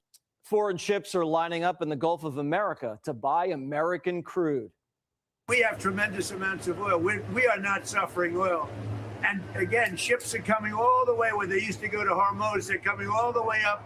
And we have hundreds of ships coming up to Texas, coming up to Louisiana, and coming to Alaska, filling up, and they're going back and making a lot of money. The money we spent on the war, we're already even. We just sold over $26 billion of weapons to the Arabs. Gas prices are still too high, no doubt about it, but that's thanks to the Iranians. But the president's staying optimistic. Why focus on all these projects right now? You know why? Because I want to keep our country beautiful and safe. And such a stupid question that you asked.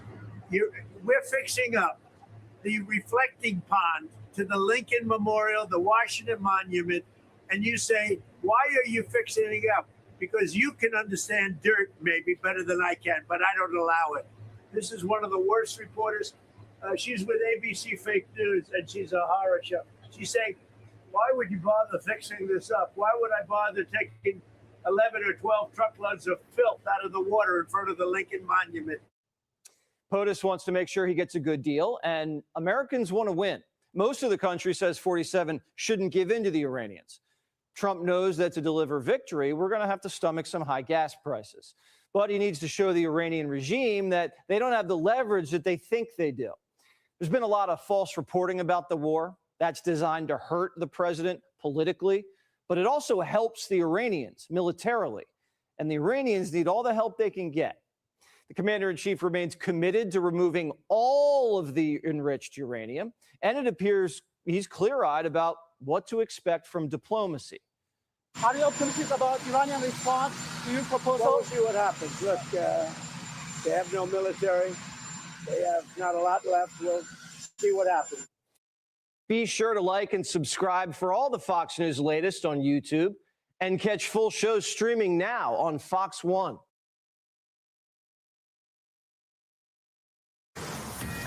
President Trump pressuring Iran, telling Fox he thinks the deal to end the conflict could be reached within a week as U.S. negotiators await Iran's response to the latest proposal. Could come today. We'll see. Welcome to a brand new hour of America's Newsroom. I'm Dana Perino. Morning to you. I'm Bill Hemmer. Good morning at home now. Setting a course for peace, sounding positive while maintaining military pressure. To try and keep the talks moving in the right direction, you got a U.S. fighter jet yesterday opening fire on an Iranian tanker trying to breach the naval blockade. It did not work, and that huge ship was stopped in its tracks at sea. Meanwhile, the president remains laser focused on Iran's nuclear program, making that very clear yesterday at the White House. This is very simple. Iran cannot have a nuclear weapon because as tough as they are, we want to keep them alive. We want to keep all of you alive. Iran cannot have a nuclear weapon, and they won't. And they've agreed to that, among other things. All right, new hour begins now. Let's start in Dubai with Lucas Tomlinson with the reporting duties yet again there. And Lucas, hello. Good morning, Bill. If that Iranian tanker had been full of oil, there would have been no rudder to take out because it would have been below the waterline. It's the first time in history an F-18 Super Hornet has taken out a tanker going to guns to do it. And U.S. Central Command out with a statement about the incident saying, quote, American forces issued multiple warnings and informed the Iranian-flagged vessel it was in violation of the U.S. blockade. After Hazan, that's what the ship was called, crew failed to comply with repeated warnings. U.S. forces disabled the tanker's rudder. Hazan is no longer transiting to Iran. So the F-18 went to guns, raking this unloaded Iranian oil tanker's rudder while trying to run the blockade en route to Iran. We don't know where she came from right now. It's not the first unique kill in history. Recall that F-22 that took out the Chinese spy balloon off the coast of South Carolina a few years ago.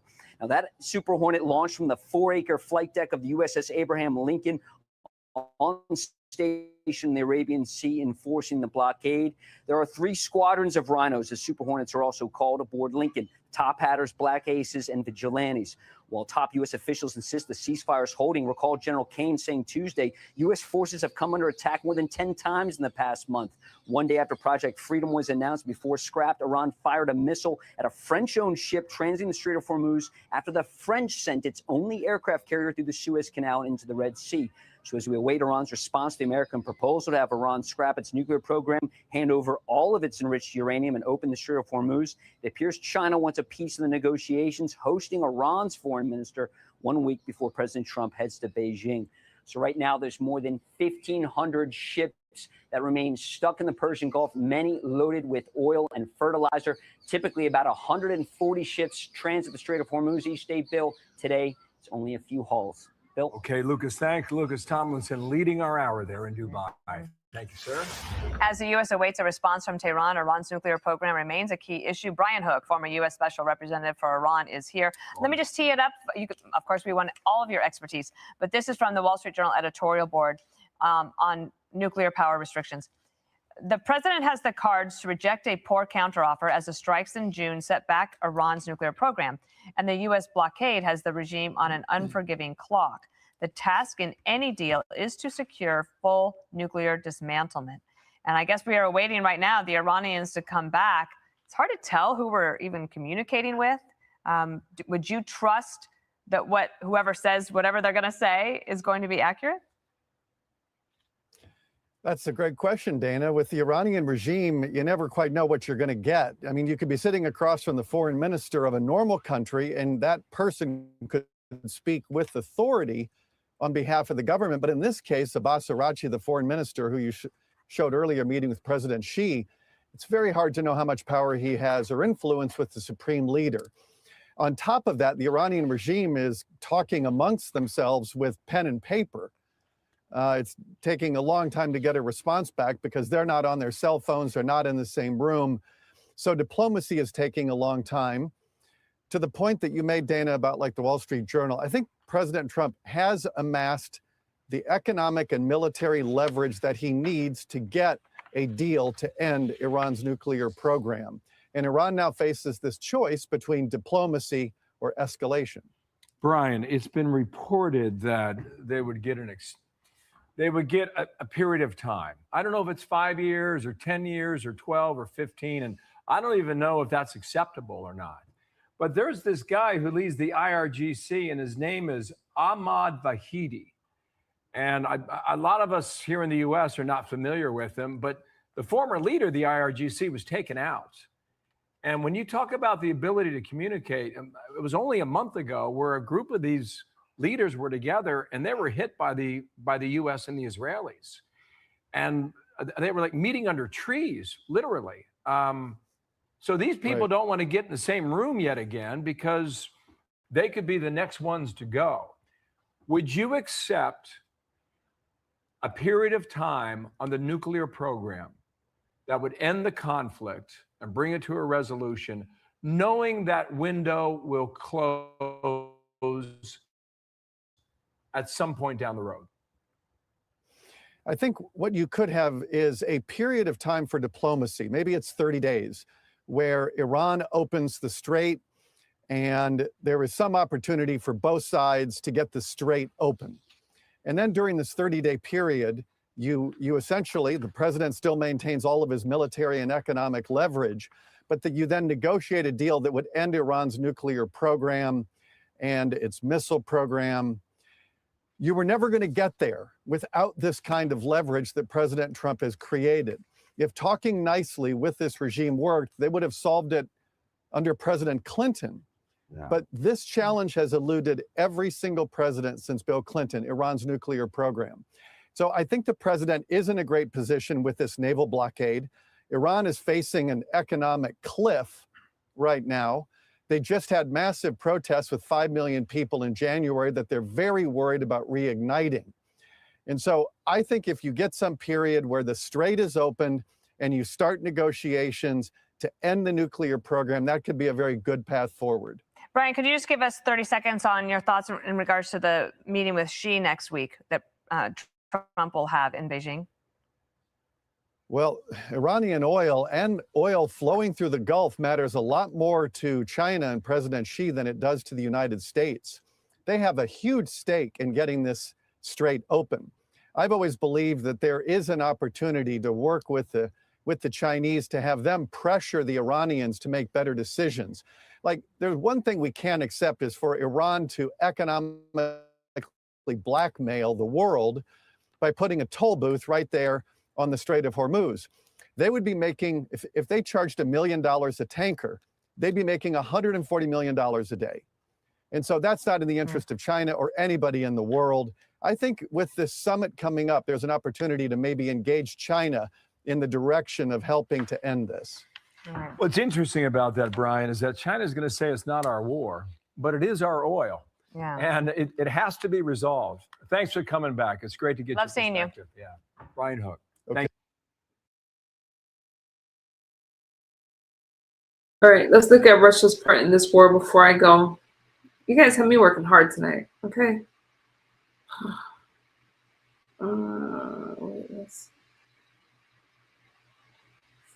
All right, you guys, y'all doing okay?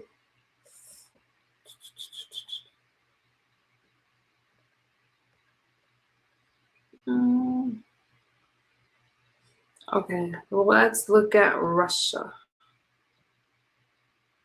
And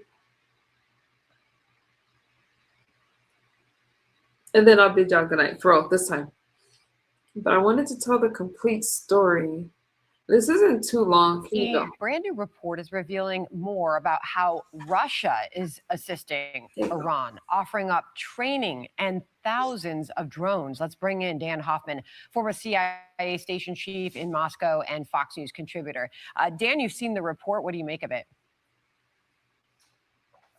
Well, there are a lot of unanswered questions. It's a report that The Economist obtained. We don't know from whom or when, and it's purported to be an intelligence report from Russia's military intelligence, the GRU, about how Russia would support Iran by providing them with drones that we would be unable to jam. So the Russians are trying to have been using those in Ukraine to great effect.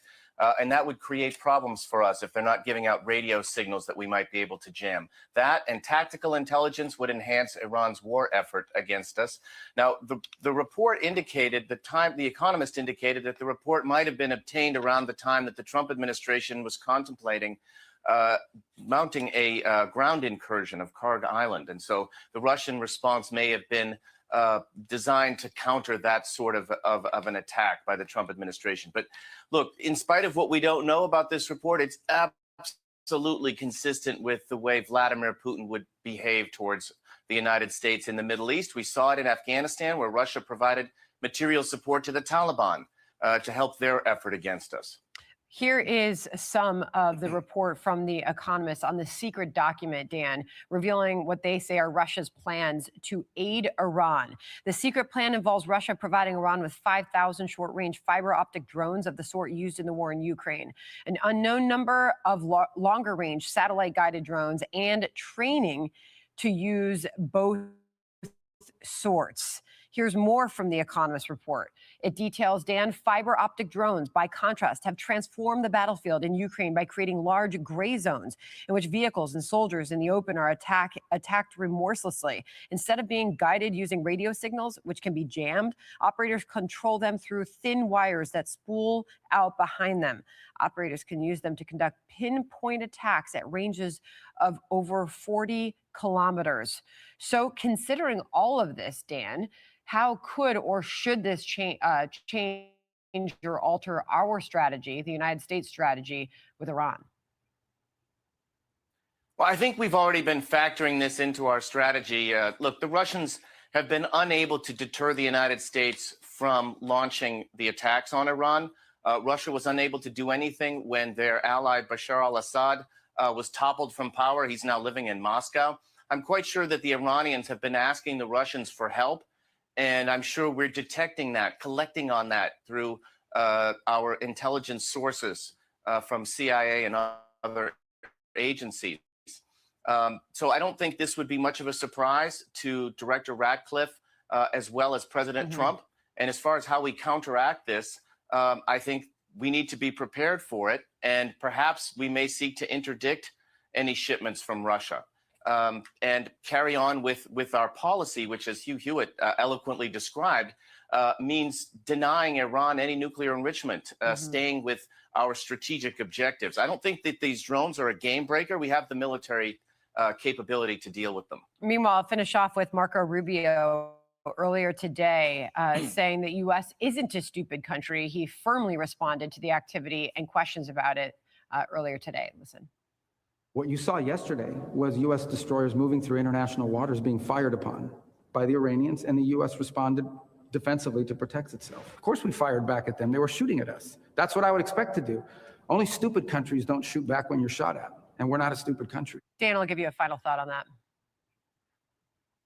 Yeah, look, there's lots of ways to deal with the drones, and whatever Iran has left of their ballistic missiles, that's at the point of attack. Hit the launchers. Hit the sites where the drones are being launched, and we'll have the intelligence to do that. Got it. Dan, always a pleasure. Thank you so much. Dan Hoffman. Be sure to.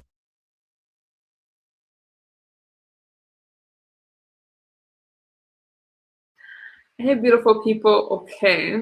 You guys are throwing some stuff at me at the last minute. We'll have to talk about it on another day if we're going to talk about the Taliban. Anyways, Real Trump said, thank you so much for your donations. Jerome, thank you for your donations.